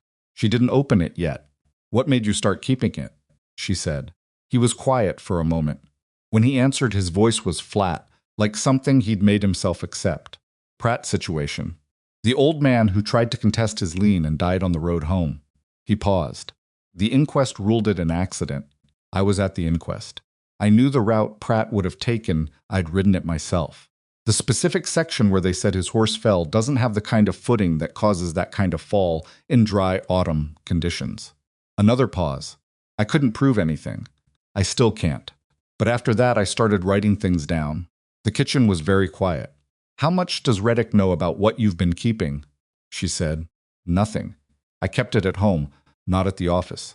I never gave him any reason to look. He hesitated. If I testify at the council meeting, that changes. He'll know after that. Are you willing to testify? He looked at her steadily. He had, she noticed, the same quality that she'd seen in his face on the morning of the eviction, not weak, not complicit, just someone who'd been waiting for the moment when the cost of acting was less than the cost of not acting, and who had arrived at that moment. Yes, he said. The week before the council meeting had a quality unlike anything else she had experienced. Not tense exactly. She was not the type for productive anxiety. More like the feeling before a storm, when the air changes in every sense, and you find yourself very present in each individual moment because you know that what's coming is going to require everything. She spent time every day with Caleb, going through his notebook, identifying what was legally most useful, in what order it should be presented, which parts were direct observation and which were inference. She spent time with Gideon and the Hennessy brothers, preparing what they would say. She spent time alone in the Mercer's back room at night, going over her own materials, looking for holes, looking for what Reddick would attack and how to answer it. She also spent time walking around Cinder Hollow. This surprised people. She hadn't expected it to be significant. She just needed to move, to think, and movement in open air was how she thought best. But the act of simply walking down this main street, stopping at the general store, sitting for coffee at the small eating establishment run by a woman named Petra Voss, who had known her mother, this had an effect she hadn't calculated. People talked to her. Not all of them. Some crossed the street or found suddenly urgent business elsewhere, or were very interested in something in a store window. Those were Reddick's people, or people who depended on Reddick's goodwill, and she didn't blame them. But others talked. A woman named Sylvie Crane, whose husband had lost a hay contract under suspicious circumstances the previous summer. An old Norwegian farmer named Bergstrom, who'd paid his taxes 3 years running and had twice received notices claiming he hadn't. A young mother whose husband had left for the county seat to fight a lien and come back changed in a way she couldn't quite describe, quieter, with a careful quality about him when Reddick's name came up. Each of them talked to her. Not officially, not as witnesses, just talked, in the way of people who have been holding something and recognize in another person's face that they can put it down for a moment. She listened to all of it. She didn't take notes in front of them. She went back to the Mercer's house in the evenings and wrote what she remembered. Reddick came to her on the Thursday before the Monday council meeting. She was at Petra Voss's eating house, drinking coffee alone. He came in the door like a man making a considered entrance, looked around, and came to her table. He sat down without asking. She hadn't seen him since the morning he'd handed her the forged papers and told her she had until the snow flies. He looked the same, that carefully maintained authority, the polished star, the straight back, the face that had decided things before the conversation started. "Miss Vance," he said, "Sheriff." He looked at her for a moment. She thought she saw something move behind his eyes, some assessment, recalibration. The process of a man revising his understanding of a situation he'd thought was settled. "You survived," he said. "I did. 6 months alone in the Grimspires." He said it like he was still working out what to do with it. "That's remarkable. Thank you." Flat. She gave him nothing to work with. "I want you to understand something," he said, and his voice shifted into a register. She recognized the reasonable voice. The voice of a man who had gotten good at sounding like he was offering something when he was actually taking. "The situation with the property, there are aspects of it that are more complicated than they may appear. Territorial land law is not straightforward. The county recorder's records and your personal records may both be accurate and still be in conflict due to clerical error at the county level." "Are you offering me something?" she said. He paused. Recalibrated again. "The Halloran Company has expressed willingness, in some circumstances, to offer compensation to previous landowners when title disputes create." "Stop," she said. He stopped. She kept her voice even. She had decided in advance to keep her voice even throughout any conversation with Reddick, because he was a man who was skilled at reading emotion and using it, and she was not going to give him that material. "I'm not interested in compensation," she said. "I'm interested in my land, my father's land, which was taken using a forged signature and false tax records. I have his receipts. I have the original documents you served me with, which carry a signature that doesn't match my father's actual writing. I have witnesses who can speak to the tax transfers the Halloran Company has conducted in this county over 3 years." She paused. "I also have the testimony of your own deputy, who has been keeping detailed records of what he's witnessed for the last 14 months. Something happened on Reddick's face. It wasn't dramatic. It was very small and very specific, a slight tightening around the eyes, a fractional stillness. She had not planned to tell him about Caleb Dorn. That had come out in the moment, and she assessed it quickly as she watched his face change. It was a calculated risk. It warned him, which gave him time to prepare a counter.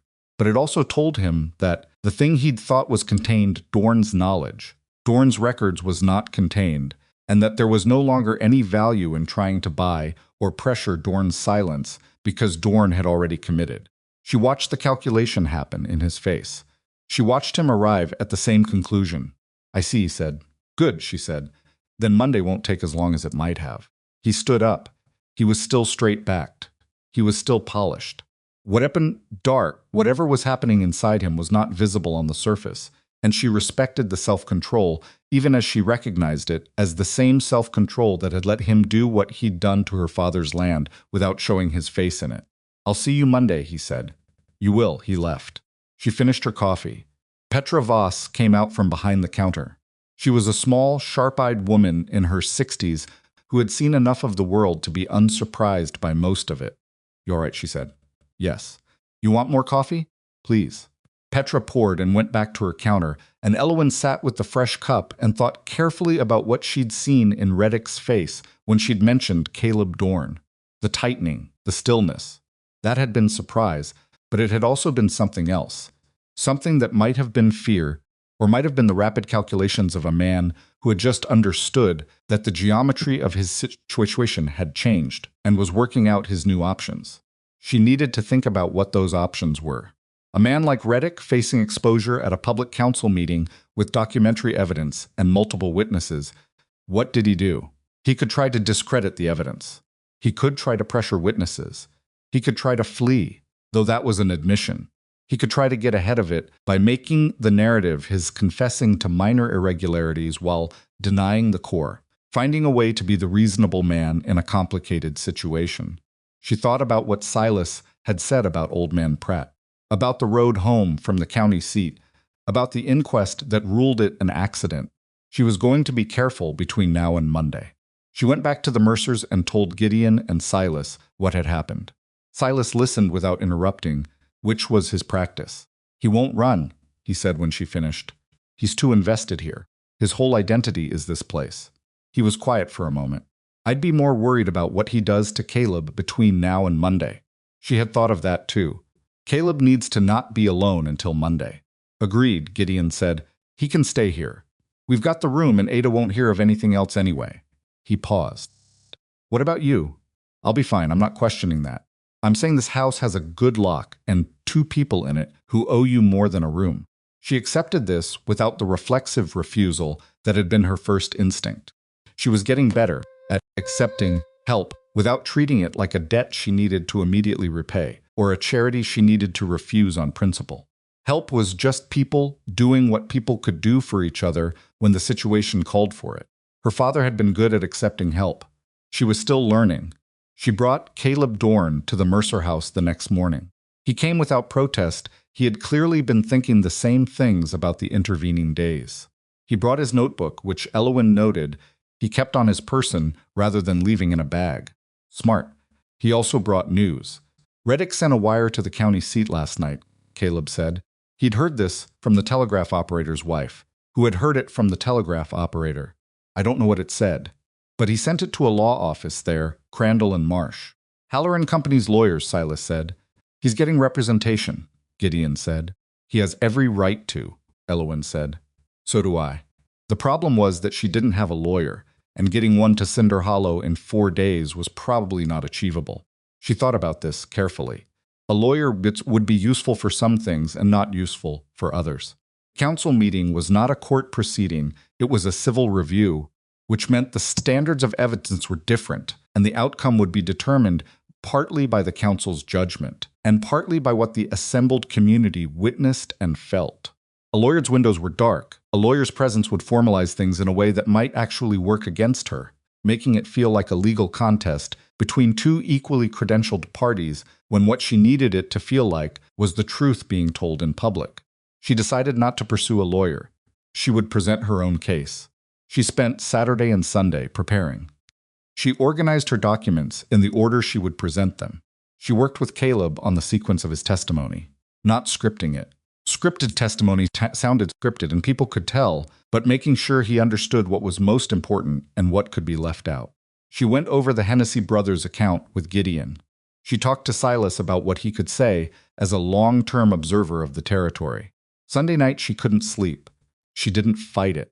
She got up and sat at the small table in the back room by candlelight and reviewed her materials one more time, not because there was anything left to refine, but because the reviewing itself was a kind of steadying. She knew what she had. She knew it was enough. She just needed to hold on to that knowledge through the next 24 hours. She thought about her father, not the grief thinking she was past that, or it was past the sharp stage at least, the other kind. She thought about the evening he'd shown her the valley, the warm ground, the thin snow. She thought about his voice saying, survival isn't about overpowering nature. It's about understanding it well enough to make it work for you. She thought he'd been talking about more than mountains. She blew out the candle and lay down and closed her eyes and waited for morning with the patience she had spent 6 months learning. The day of the council meeting was clear and cold. The last cold snap of the Season 1 final argument from winter before it finally conceded. She dressed carefully. Her good wool dress, the dark green one she'd brought on Jasper's pack and never worn through the winter, had survived the months in the trunk without serious damage. Her boots were clean. She was not trying to look like something she wasn't, and she was not trying to look small. She was Elowen Vance. She had been on this land her whole life, and the land was hers, and she was going to say so plainly in front of every person in Cinder Hollow who cared to hear it. Gideon walked beside her to the meeting hall. Ada had come to the door to see her off, with Henry holding her hand. The boy had looked at Elowen with a 6-year-old solemn directness and said, "Are you going to win?" She had crouched down to his level. "I'm going to tell the truth," she said, "and I'm going to do it very clearly." He thought about this. "That's the same thing," he said. She stood up. "It ought to be," she said. She walked into the meeting hall with her documents under her arm and Gideon on her left and Silasons on her right and Caleb Dorn behind her, and the room was already full standing room. People along the walls, a low noise of voices that dropped when she came through the door. Reddick was already there. Sitting to the right of the council table with a man she didn't know, the lawyer from the county seat, she assumed, well-dressed, young, with the kind of confidence that came from never having needed to build anything with his hands. He looked at Elowen, and she could see the same recalibration she'd watched in Reddick's face, the processing of the gap between what he'd been told to expect and what he was actually looking at. She sat down at the table across from them.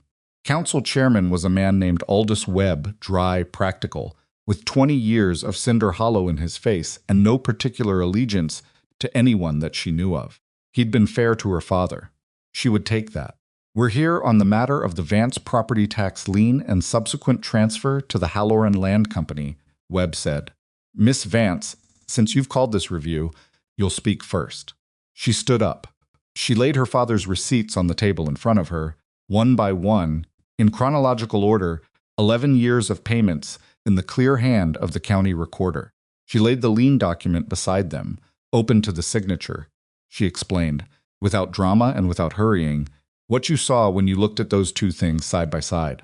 She showed the parcel number discrepancy. She described her father's broken right hand and what it had done to his handwriting for 30 years. Then she nodded to Caleb. He stood up. He opened his notebook. He began to read. The room got very quiet. There was a particular quality of silence that came over a room when people were hearing something they'd suspected, but never expected to have confirmed out loud, in public, with dates and names attached.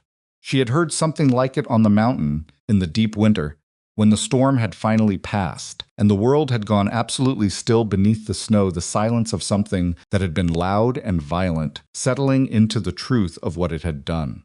This silence had the same quality, but it was human, and therefore more complicated, threaded through with the particular combination of shame and anger that comes when a community recognizes that it allowed a thing to happen. Reddick's of its windows were dark. Reddick's lawyer objected twice. Webb overruled him both times with the calm certainty of a man who had been a council chairman long enough to know when someone was trying to complicate a simple thing. The Hennessy brothers spoke. Then Silas. Then a woman Elowen hadn't even spoken to herself, Sylvie Crane, who had talked to her during the week on the street and had apparently gone home and decided she had something to say officially. She stood up without being called on, and Webb allowed it, because this was Cinder Hollow and not a county court, and the chairman had always run these meetings as forums rather than proceedings. Reddick spoke last. His lawyer had prepared a careful, legalistic argument about the official county records, about the standard of proof, about the territorial law governing tax liens, about the principle that personal receipts could not automatically supersede recorded county documentation. It was competent. It was well-argued. It landed in that room like a stone dropped into a pond that had already been crossed. People had seen the receipts. They had heard Caleb Dorn read 14 months of his own records. They had heard their neighbors speak about pressure and intimidation and losses they'd taken quietly and alone. And they were looking at Elowen Vance, a woman they'd watched grow up, whose father they'd known, who had gone into those mountains 6 months ago with a mule and a cow and 2 goats, and come back out in April looking like someone who had done what she set out to do. And the lawyer's argument, however technically sound, did not have a way to compete with what was in that room. Webb called a recess and conferred with the 3 other council members. It took 12 minutes. When they came back, Webb looked at Reddick for a long moment before he spoke, not with anger, just with the particular tiredness of a man who'd had his faith in someone broken and had decided to deal with it practically rather than emotionally.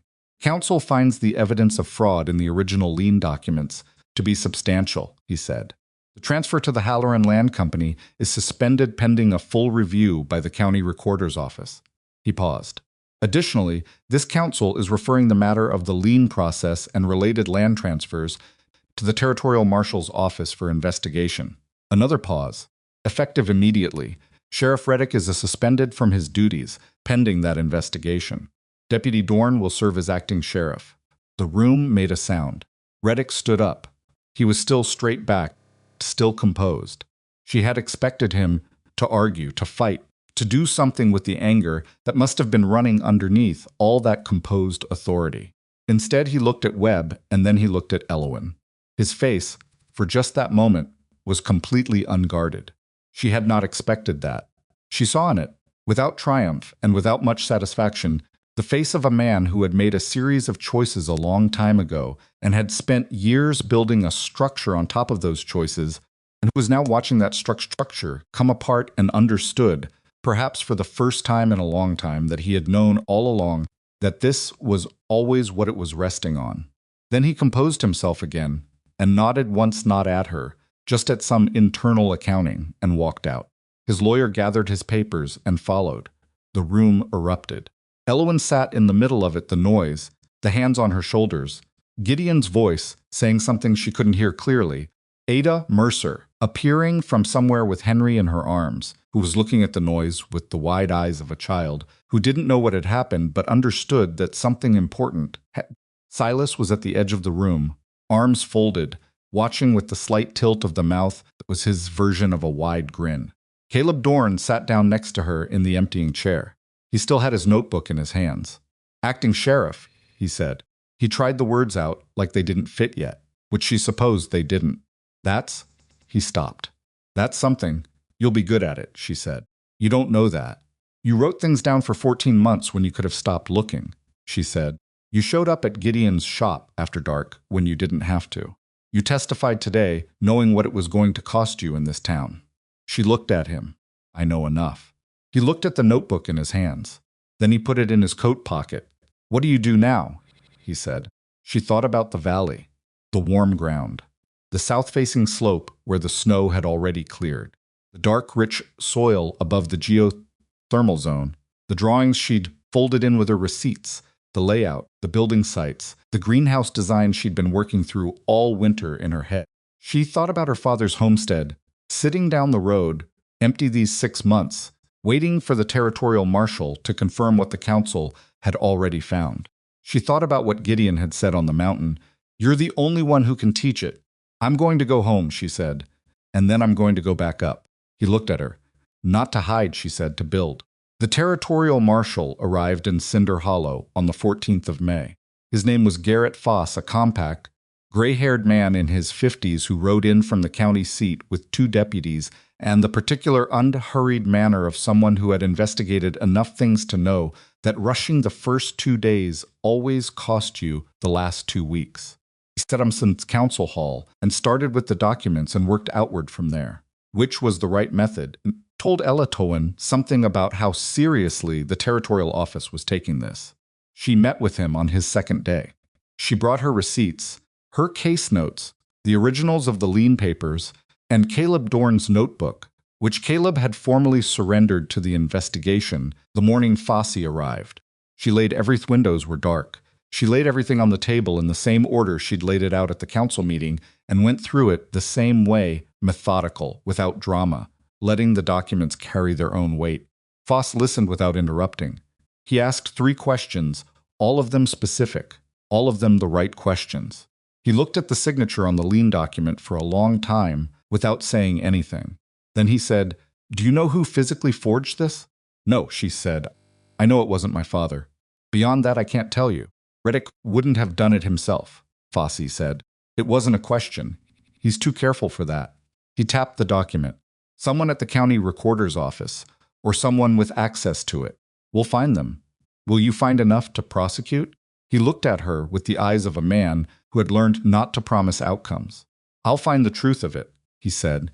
"What a prosecutor does with that is a different question." She accepted this. It was honest, and she preferred honest to comfortable. She did not attend the rest of the investigation proceedings. She had given what she had to give, and the rest was Fossey's work. She had her own. The Vance homestead had been empty for 6 months, and it showed. Not catastrophically, the structure was sound. Her father had built to last, but in the small ways that abandonment showed itself. The garden gone to frost-killed weeds, the barn door hanging off its upper hinge, the well cover cracked by the winter freeze and needing replacement before it became a danger. Inside, the furniture she'd left was dusty and undisturbed. Someone had been in, she could tell by a displaced chair and a set of boot prints in the dust on the kitchen floor, but nothing had been taken, which surprised her until Silas mentioned that Reddick's suspension had apparently caused his allies in town to go very quiet very quickly, the way people did when they'd been standing close to something that was now clearly falling. She opened every window in the house the first morning back. Cold May air moved through and took the stale winter smell with it. stood in her father's kitchen with the cast iron skillet in her hands. She had carried it all the way to the mountain and back, and it was the first thing she unpacked and held it for a moment, and then hung it in its place on the hook beside the stove. She made coffee. She sat at the table. The house felt different than she'd expected it to feel. Not wrong, not haunted or grief-laden in the way she'd sometimes feared it would be after a winter's distance. Just smaller than her memory of it. The rooms that had felt substantial when her father was alive felt now like the right size for one person living a purposeful life. Thought she understood this. She had spent the winter in a space she'd built to exact necessity, no room wasted, everything within reach, nothing that didn't earn its place. The homestead, by comparison, had rooms her father had built for a family he'd hoped to have more of, and some of those rooms had never quite found their purpose. She didn't feel sad at this. She just noticed it, the way you notice the actual dimensions of something, once you've stopped seeing it through the distortion of childhood. She spent the first week doing repairs. The well cover, the barn door, a fence on the pasture that had come down under snow load. She worked steadily and without hurry, because hurry in repair work was how you created more repair work. And because she had learned over the winter that her best pace was not her fastest pace, but the pace at which she could keep working across a full day without depleting herself by noon.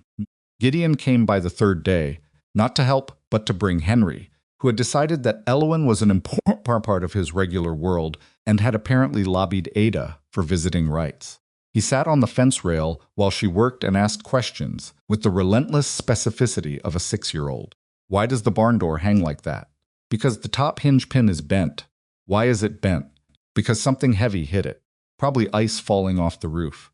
Why does ice fall off the roof? Because the snow melts during the day and refreezes at the edge and builds up until it's too heavy to stay. He thought about this. The mountain doesn't have that problem.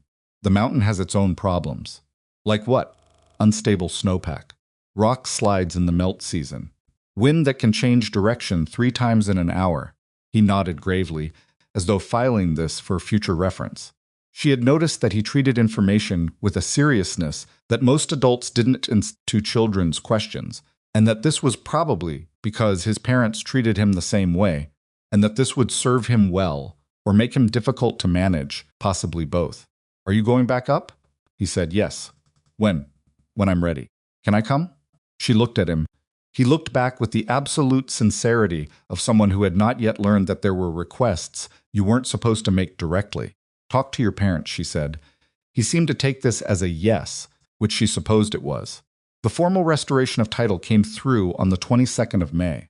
Foss brought it himself a document from the Territorial Land Office, officially signed and recorded, restoring full legal ownership of the Vance property to Elowen Margaret Vance. He set it on her kitchen table with a simplicity that matched the seriousness of it. County Recorder's clerk, he said. A man named Pettit. He altered the records. He's been arrested. He's cooperating, which will make the case against the Halloran Company's principals considerably stronger. He paused. Reddick knew. He directed Pettit. We have enough to charge him. She looked at the restoration document, her father's name on it, and hers. What about Pratt? She said. The old man who died on the road. Foss was quiet for a moment. We can't prove it wasn't an accident, he said carefully. We can prove the circumstances were suspicious. We can put it in the record. Whether a jury would convict on that, with the evidence we have. He shook his head once. I won't promise you something I can't deliver. I know. I'm sorry, she believed he meant it. So am I, she said. She thought about old man Pratt for a long time after Fossey left. Thought about him going to the county seat, alone, making the argument alone, riding home alone, on a road that someone may have known he'd have to take. She thought about the fact that he'd tried, when most people hadn't, and that it had cost him everything, and that nothing she'd accomplished in the winter or at the council meeting or in the investigation gave him back what he'd lost. That was the part of justice that people didn't talk about enough. The accounting was never clean. The restoration of one thing could not replace another thing that was gone. Gotten her land back. Reddick was going to face charges. The Halloran Company's operation in this territory was finished. Those were real things. And Pratt was still dead, and a woman named Iris Pratt had spent a winter without her husband, on a farm that was half the size it should have been, and no document from the Territorial Land Office fixed that. She went to see Iris Pratt. The old woman was 70 small, with the weathered self-containment of someone who had been handling difficulty alone for long enough that she'd stopped expecting help. She opened the door and looked at Elowen with recognition, but not warmth, not hostility either, just the careful reserve of a woman who'd been disappointed by enough people to have stopped assuming. Elowen told her what Fosse had told her. She told it plainly, without softening it, because Iris Pratt had been managing the truth without softening for a long time, and she deserved to hear it the same way. So they can't prove it, Iris said. They can't prove it in a way that would convict. Iris was quiet.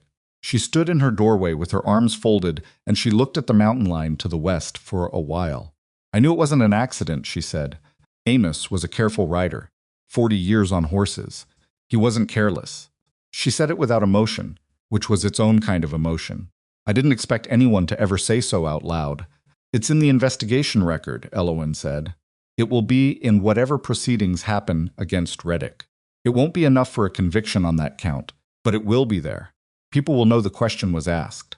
Iris looked at her. Why did you come here? Elowen thought about this. She had asked herself the same thing on the way over. She didn't have documents to give Iris Pratt. She didn't have answers that would satisfy. She didn't have the thing the woman actually needed, which was her husband back. Because someone should have come sooner, she said, and I'm sorry no one did. Iris looked at her for a long moment. Then she stepped back from the door. Come in, she said. I'll make tea. They sat in Iris Pratt's kitchen for 2 hours. Elowen didn't talk much. She mostly listened, which was what the situation required. Iris talked about her husband in the way old people talked about the dead when they'd been holding it in for a while, not grief talking, not eulogy, but the practical and specific talk of 2 lives shared for a long time. He'd been bad at mornings. He'd been a good hand with sick cattle. He'd had a habit of humming while he worked that she'd found maddening for 20 years, and now would give considerable things to hear again. Elowen walked home in the late afternoon. The mountains to the west were catching the sun at an angle that lit up the snowfields on the upper peaks, not warm, not summer, but alive in a way that deep winter never was. The melt was running strong in all the creek beds. The lower valley was green. She had one more thing to do before she went back up. Martha Reddick had been sick since February. Elowen knew this from Ada, who knew it from Petra Voss, who knew it because Cinder Hollow was the kind of place where everyone eventually knew everything. The chest sickness, the same thing that had taken Henry Mercer to the edge and that she'd treated through one long night in March. Martha had it worse, or had had it worse, or the conditions in the Reddick house during the worst of the cold snap had made it worse. She was recovering now, but slowly. Reddick was still in Cinder Hollow, under investigation, awaiting charges. He had not been arrested, yet Fosse was building the case carefully, and the formal arrest warrant hadn't come through from the territorial court. He was in his house, and Martha was in that house, and Elowen had something she wanted to bring. She almost didn't go. She thought about it for 2 days, picking it up and putting it down in her mind, looking at it from different angles. Most of its windows were dark. It was not obligation that finally moved her. It was something simpler and harder to name a refusal to let Reddick's actions define what she was willing to do. She had not opened her shelter door to Gideon Mercer and his family because she owed them. She had not sat in Iris Pratt's kitchen because she owed Iris. She had done those things because they were the right things to do, and right things didn't become wrong because the person receiving them had made your life difficult. She brought the elderberry and the mullein. She brought a sealed jar of the honey she'd found in a hollow tree in late February and hadn't used because she was rationing. She brought written instructions what to make, in what proportions, how often, for how long. A young woman answered the door, a niece she discovered brought from somewhere east to help with Martha during the illness. Miss Vance? The young woman recognized her name, at least, from whatever she'd been told or had overheard. I've brought some things for Mrs. Reddick, Elowen said. Herbs for the chest sickness, with instructions. You don't need to tell her or the sheriff who they're from if that makes it easier. The young woman took the package. She looked at Elowen with an expression that had several things in it at once. I'll tell her, she said quietly. She'd want to know. Elowen nodded. She turned to go. Miss Vance. The young woman's voice stopped her. She's not like him, Martha. I want you to know that. She's never been like him. Elowen turned back. She looked at the young woman's face, earnest, a little desperate, the face of someone who'd been living in a complicated house and needed someone outside it to understand the distinction she was drawing. I know, Elowen said. That's why I came. She went back to the homestead. She finished the fence repair. She wrote letters to the county recorder's office in her own hand, formal and specific, detailing exactly what documents she needed copies of for her own permanent records. To a law office in the territorial capital that Fosse had recommended, asking about the process for establishing a formal property claim record that would be harder to alter in the future. She was not going to be in this position again because someone had easier access to a pen than she did. She also wrote a different kind of letter to the agricultural office of the territorial government, describing the geothermal valley, its properties, the structure she'd built, the heat exchange system, the growing potential of the warm ground in the southern section, asking if anyone in the territory's administration had documented geothermal zones in the Grimspire range and if there was interest in what she'd found. She didn't expect much to come of it, but she sent it. Then, on the first day of June, she went back up. She went alone this time, without the animals.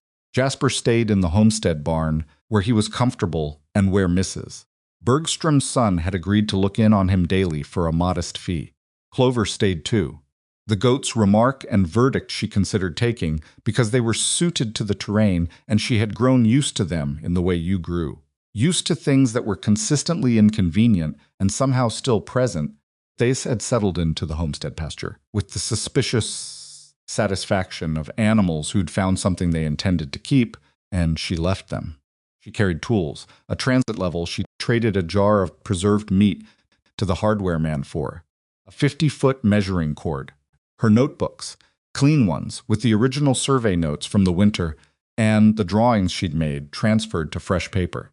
And her father's engineering books, which she carried not because she needed to read them again. She had internalized most of them by now, but because they belonged in the valley, where the knowledge in them had been proved true. The climb took one day. The trail was clear of snow below the ridgeline, and she moved faster than she had in any of the winter trips, no pack animals to negotiate with, nothing slippery underfoot, the air warm enough in the afternoon that she shed her coat on the upper slope and walked with it tied at her waist. She came over the ridge and looked down into the valley. It was completely different from winter and completely the same.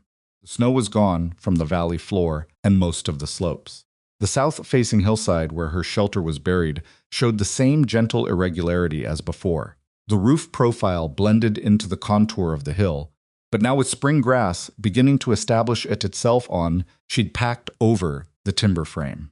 The geothermal zone at the south end was a deeper, richer green than the rest of the valley. The warmth in the ground had kept the soil from freezing, and the early spring had moved into it faster, and the grass there was already several inches ahead of everywhere else. She stood at the ridge for a moment. Then she went down. The shelter had held through the spring melt without any issue she could detect from the outside. She went in through the tunnel, and the interior was exactly as she'd left it, the logs she'd left, the tools she'd left, the organized shelves, the stone floor. The temperature was 51 degrees. She checked it against her palm the way she always had. Still there. Still working. She spent 3 days surveying. Transit level let her do what she'd only been able to estimate in the winter actual measurements, actual angles, actual understanding of what the south-facing slope could support in terms of structure. She measured the geothermal zone, mapping its extent by surface temperature readings at 1 foot 1 intervals, spending a full day on hands and knees, pushing a sharpened stick into the earth and recording how quickly the temperature changed with depth. She walked the creek that ran along the upper valley edge and mapped where it ran fastest and clearest and where it pooled and slowed. She drew, she calculated, she revised, she drew again. Most of its windows were dark. By the end of the third day, she had something that was no longer a rough sketch of what might be possible, but a real plan for what could be built. A second dwelling, larger than her original, designed from the beginning for a family rather than one person, with proper sleeping quarters separated from a living area and a livestock space that had actual ventilation and drainage. A greenhouse structure along the lower south slope using the same geothermal ground warmth principle, but oriented for maximum solar gain, with a cold frame entry chamber that would prevent temperature shock when moving between outside and inside temperatures. A water collection and distribution system that used the creek's fall to create passive flow without pumping. She also mapped, very carefully, the areas where additional dwellings could be sited. There were 4 good locations on the south-facing slope, each with access to the geothermal thermal zone, each with enough natural windbreak from the upper ridge. 4 families, potentially.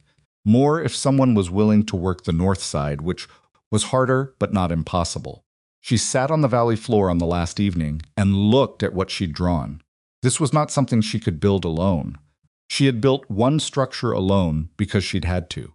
This was beyond one person, not the knowledge, which she had, but the labor, the timber, the time. This needed people, and she was beginning to understand that she had people. Gideon came up the following week.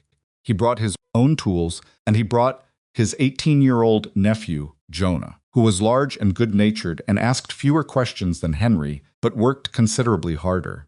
Elowen showed them the survey, the plans, the existing shelter. She walked Gideon through the thermal system the way she'd explained it to Silas in January, but more thoroughly the physics of it, the construction principles, things that had worked, and the 2 things that hadn't, and what she'd done to fix them. Gideon was quiet while she talked. He had the good quality of listening with his whole mind, not preparing his response while she spoke. When she finished, he crouched at the edge of the geothermal zone and pressed his palm to the earth and held it there.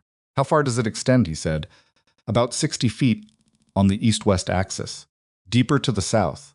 And the temperature at the surface soil? You said 50 degrees even in January? 48 to 52. It varied with air temperature, but stayed in that range." Stood up. He looked at the south-facing slope. He looked at her drawings. He was doing what he did not questioning, not admiring, just measuring the gap between what existed and what was needed and calculating what it would take to close it. "The greenhouse," he said. "You'd need glass, or oiled cloth for the first season, glass for the second. Where do you get glass panels out here?" "There's a supplier in the territorial capital who ships to the county seat. I wrote to them last week." He looked at her. Something moved on his face, not quite a smile, but the expression of a man who has stopped being surprised by someone and has started being interested instead. "You've been planning this for a while," he said. "Since January," she said, roughly. He looked around the valley one more time. "I can build what you've designed," he said. "The second dwelling, the greenhouse framing. I'll need 2 more men for the heavy timber work. Jonah and I can do the detailed work. I know where to find 2 more men." The Hennessy brothers were, as it turned out, extremely interested. They had spent the winter in a drafty house on the north road that had cost them more in firewood than they'd spent on food, and when Elowen came to them with drawings and a specific proposal, they sat at their kitchen table and asked the kind of questions that serious people asked when they were genuinely considering something rather than performing consideration. "We'd own the structure?" The elder Hennessy, whose name was Patrick, asked. "You'd own the structure. The valley itself I'm not claiming title to. It's above the legal homestead line. But a structure you build is yours. What about the geothermal, the warm ground? Who owns that?" "Nobody owns it. It's there, we use it." She paused. "The same way nobody owns the sun, but you can still build a window that faces south." Patrick thought about this. His brother Marcus, who was younger and quieter, had been looking at the drawings the whole time. "She's right about the angle," Marcus said, not looking up. "If you put the structure here," he pointed to the spot she'd marked on the drawing, "and you've got the roof timber at this pitch, you're getting 8 hours of direct southern exposure in December, more in summer." Patrick looked at his brother, then at Elowen. "When do you start?" They started the 2nd week of June. Most of its windows were dark. It was the hardest physical work Elowen had done since the original construction, which he had not thought was possible.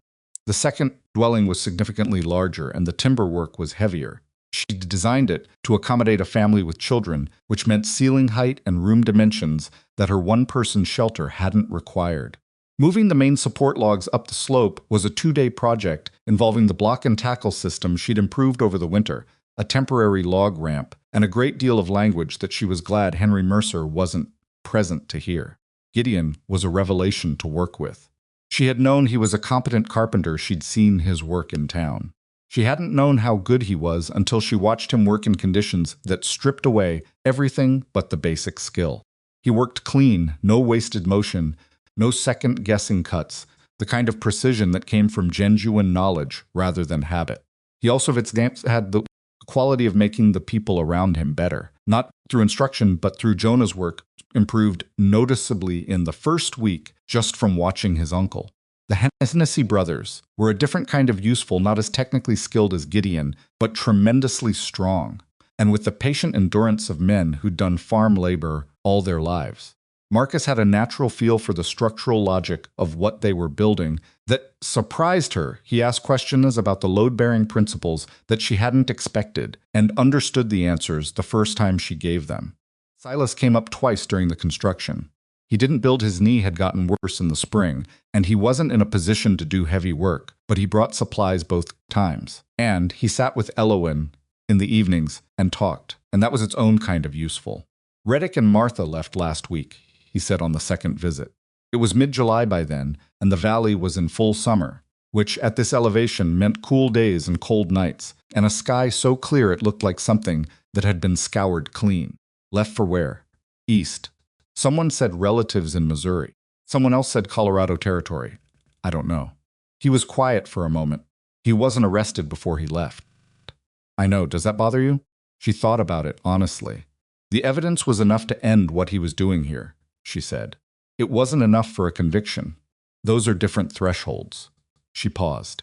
I would have preferred a conviction. But I'll take what happened, which is, he's gone. The Halloran Company is finished in this territory. Fossey told me last month that 2 of the principals are facing federal charges for wire fraud across multiple counties. Property transfers are being reviewed. Caleb is running the sheriff's office the way it should be run. She turned her cup in her hands. The Vance land is mine. The valley is. She looked up at the slope where the second dwelling's walls were rising. This is happening. Silas looked at it too. Your father would have had a lot to say about all of this. He'd have criticized my roof pitch on the greenhouse section. Would he have been right? She smiled without quite meaning to. Probably. I went half a degree steep because I was worried about snow load, and he'd have told me I was over-engineering it. Were you a little? I always over-engineer the parts I'm not sure of. He used to say that was the expensive version of being afraid. Is that what it is? Sometimes, she said. And sometimes the extra half degree is just prudent. Silas looked at her sideways. You sound like him. She held that for a moment. Good, she said. The second dwelling was substantially complete by mid-August. Not finished, it needed interior work, proper flooring, the door hung properly, the ventilation system calibrated but structurally sound, weather-tight, with the geothermal channel functioning beneath the stone floor, and the first 10 showing ground temperature reading in the living space of 53 degrees, without any supplemental heat. The same number as her original shelter in the depths of January. She checked it 3 times. Then she went outside and told Gideon. He went in himself, pressed his palm to the floor, stood up with his hand still warm from it. That's real, he said. It came out a little rough. It's real. He looked around at what they'd built, the squared timber walls, the fitted stone floor, the low ceiling with its load of earth above. His work and her knowledge and the mountain underneath both of it. Elowen, he said, what you taught me this summer, the thermal principles, the construction logic. I want to teach other people. That's why I showed you. I mean beyond here, beyond Cinder Hollow, other settlements, other territories. He was choosing his words with unusual care. There are homesteads all through these mountains that spend every winter suffering the way that Cinder Hollow suffered last winter, cold in wood and surviving rather than living. If these principles work here, they work wherever there's geothermal activity and good timber, and someone willing to put in the work, she said, which is a lot of places in these mountains. Then someone needs to carry it. I know. She had been thinking about this since March. Since Gideon had said on the mountain that she was the only one who could teach it, and she'd understood that the obligation of knowledge was real. I'm writing it down. Everything. The principles, the design specifications, the construction sequence, the materials, the variations for different terrain types, a manual, properly done with diagrams, and the teaching, You teach by doing, she said. You build the second one, then you teach someone else to build the third. The knowledge moves the same way it came to me, person to person, hand to hand. She paused. I'll teach anyone who comes and asks seriously. I'll go to other settlements if I can, and if they want me. But I can't be everywhere. The knowledge has to be able to travel without me. He nodded. The manual. The greenhouse went up that fall. It was the most technically demanding part of what she'd planned. The framing had to be precise to get the solar angle right, and the transition between the outside cold and the inside warmth required a double entry system that she'd worked through in her head 100 times and still had to rebuild once when the first version didn't seal properly. The oiled cloth she'd sourced through the hardware man in Cinder Hollow served for the first season translucent enough for light, tight enough to hold heat. She planted in October. Not a full crop, she wasn't expecting miracles. She was expecting data. Spinach, kale, a variety of winter cabbage she'd gotten seeds for from a seed catalog through the county seat. She wanted to know what the temperature gradient actually did to germination and growth rates in the real conditions of a mountain winter, not what she thought it would do. By December, the spinach was harvestable. She stood in the greenhouse. On the first day, she pulled a full handful of leaves, the cold December air on the other side of the oiled cloth, her breath visible even inside the structure, but the spinach green and actual in her hands, and felt something that she didn't try to name. It was too specific for a general word. It was the feeling of a thing you believed was true, being proved true by the existence of leaves in your hands in winter above 8,000 feet. She ate some of it right there. It tasted like spinach. She'd never been so glad of anything. The winter of 1,889 to 1,890 was easier than the previous one, milder, shorter, the kind of winter that made people in Cinder Hollow say they'd been worried about nothing. Elowen knew better than to credit the weather. A mild winter taught you nothing, except not to be lulled.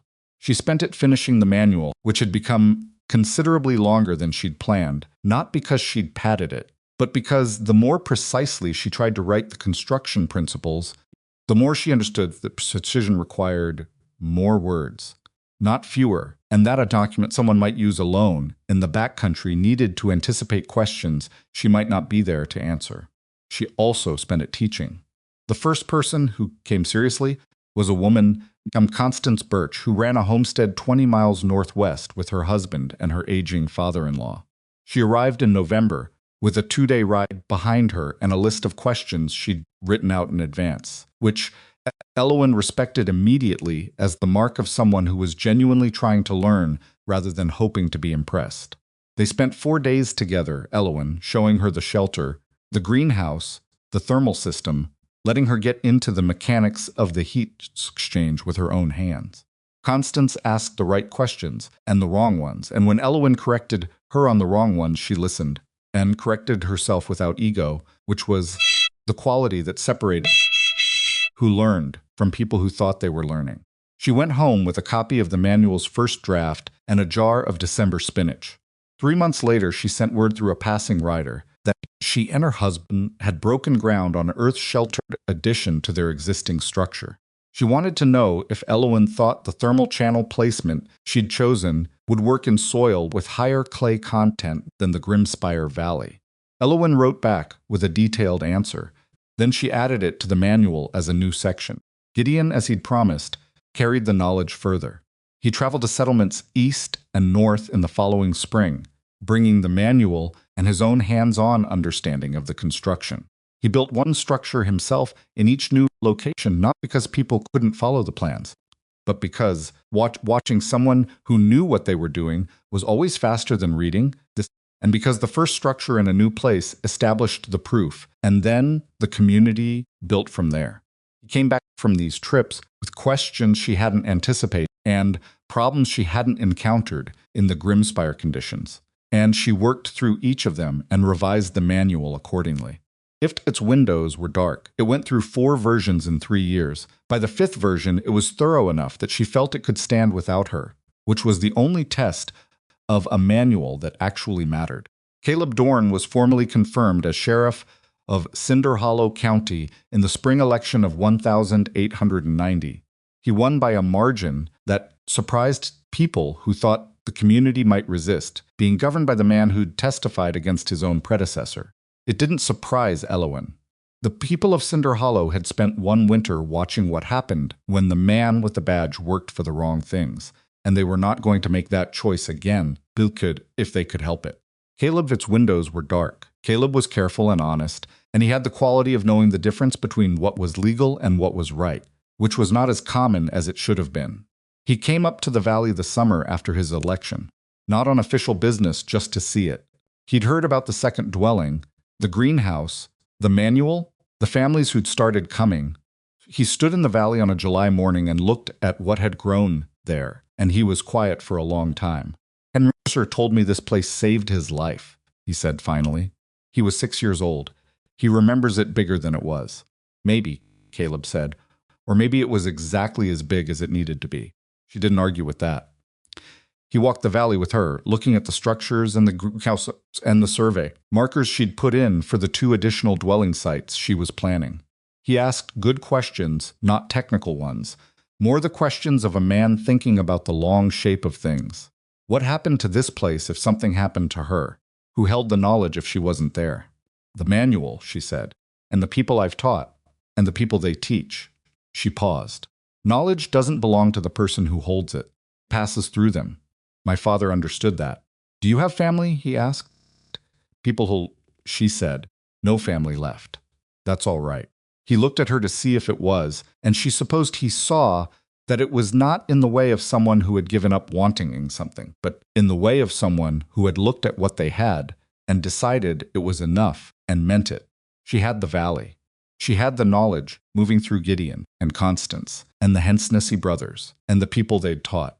She had Silas, who came through on his trap, runs less often now, because his knee had made the upper country genuinely difficult, but who still came and still brought coffee and still talked in the way of a person who's decided that one other person in the world was worth the trouble of being honest with.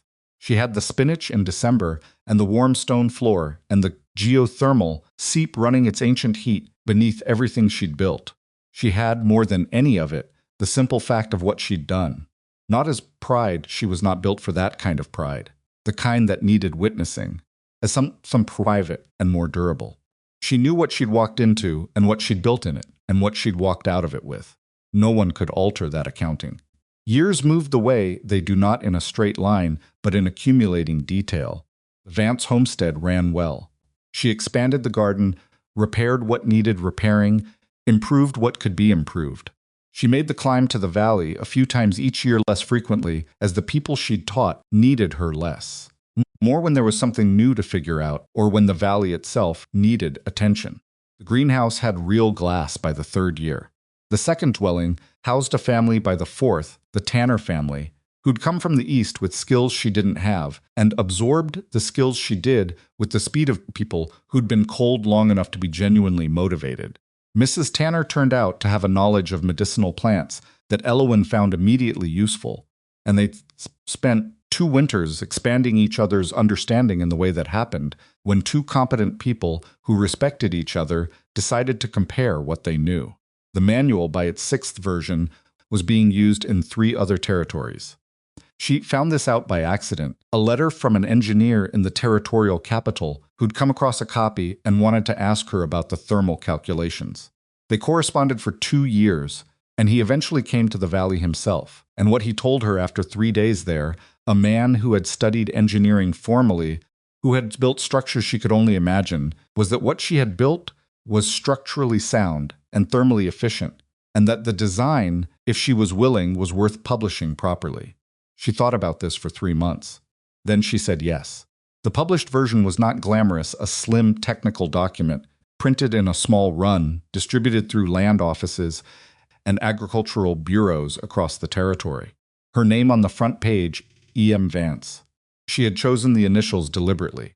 She wanted the work to be read on its merits before anyone brought their assumptions about the person who'd written it, and she'd noticed that initials gave a document a neutrality that a full name, depending on the reader, sometimes didn't. She was 51 years old when she climbed to the valley for the last extended stay.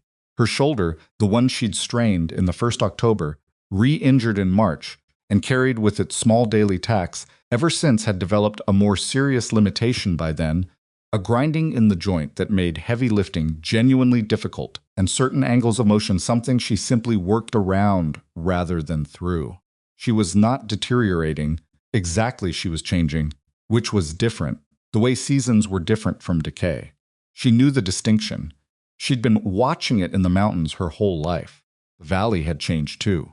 The second dwelling had been expanded by the tanners, a third room added, properly done. Gideon's work visible in the timber joinery. The greenhouse was glassed and functioning through its 7th winter. A small stone path had been worn into the south slope by years of foot traffic between the dwellings and the greenhouse, and the water source not laid by anyone, just walked into existence by people going where they needed to go. She stayed a full season. She worked on the greenhouse systems, revised the water distribution with Marcus Hennessy, who had become, over the years, genuinely skilled at this work, and who had built 2 structures himself in other locations. She spent evenings in the original shelter, her original shelter, which had been maintained carefully and which felt like the most honest room she'd ever occupied. She wrote the 7th version of the manual that winter. It was the best one, not because she'd learned more though she had, but because she had finally gotten comfortable enough with what she didn't know to write around the edges of it honestly. The earlier versions had tried to be complete. This one knew where it ended and said so, which made it more useful and more true. She came down from the mountain in the spring. She was moving more slowly than she had in the old days, and she let herself move slowly, and that was all right. She lived at the Vance homestead for the rest of her life. It was a good life, specific and purposeful, full of work she understood, and people she respected, and a landscape she knew in the way you knew something you'd paid careful attention to for a very long time. She never stopped going up to the valley, though in later years she went for shorter stays and with more help on the climb. She never stopped teaching, though the teaching looked different, more letters, more conversations, less hands-in-the-soil demonstration. The knowledge had by then developed a life of its own, and she was less teacher than source, which was the right evolution. The last person she taught directly was Henry Mercer. He was 22 by then, broad-shouldered and serious with his father's precision and his mother's straightforward warmth and a quality of attention that was entirely his own. He spent a summer in the valley with her, learning everything she had to teach, asking the questions she'd hoped someone would ask, understanding the answers the way she'd hoped someone would understand them.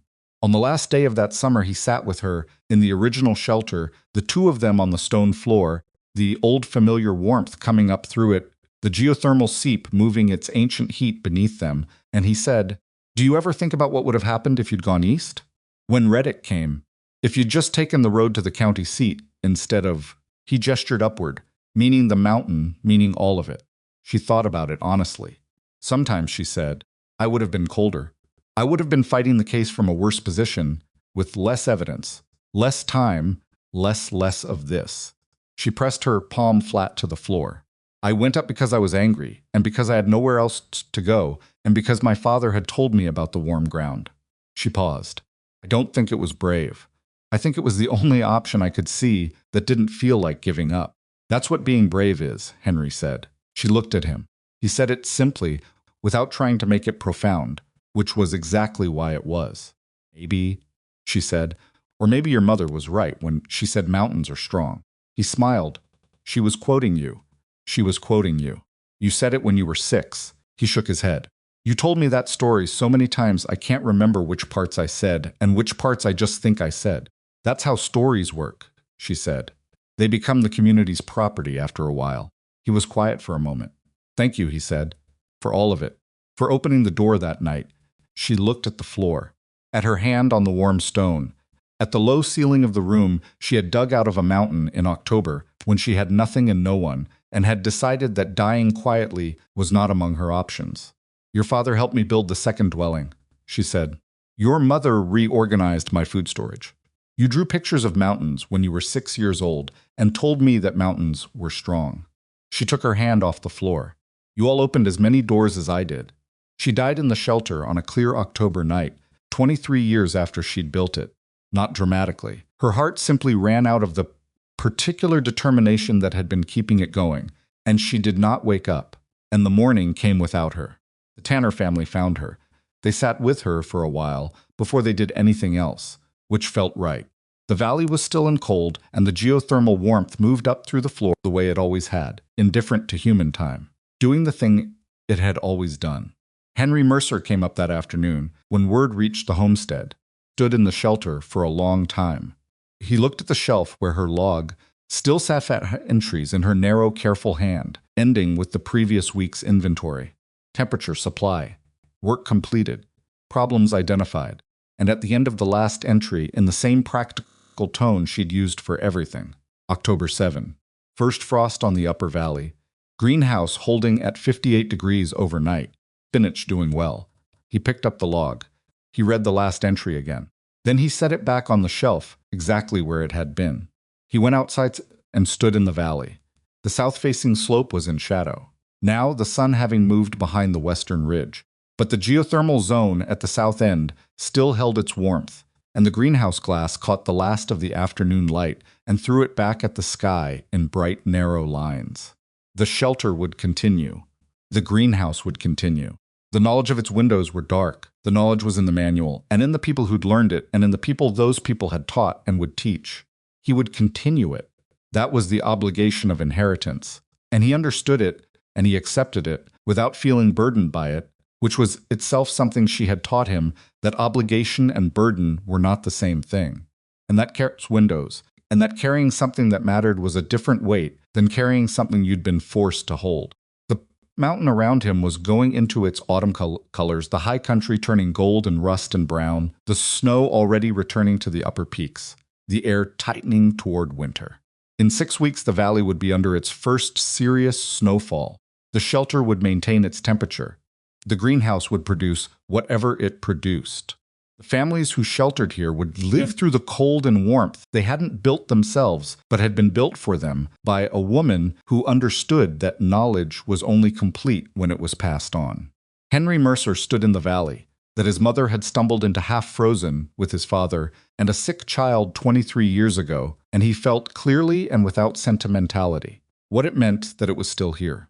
Then he went back inside to start making the arrangements, because there was work to do and the cold was coming, and that was always how it was, and always how she would have wanted it. The mountain kept its warmth. It had been keeping it for longer than anyone alive could say, and it would keep it long after the last person who remembered Elowen Vance's name was gone. That was the thing about the right kind of knowledge, the kind that went into stone and earth and the hands of people who cared. It outlasted everything, the corrupt men, the hard winters, the long forgettings. It just stayed warm.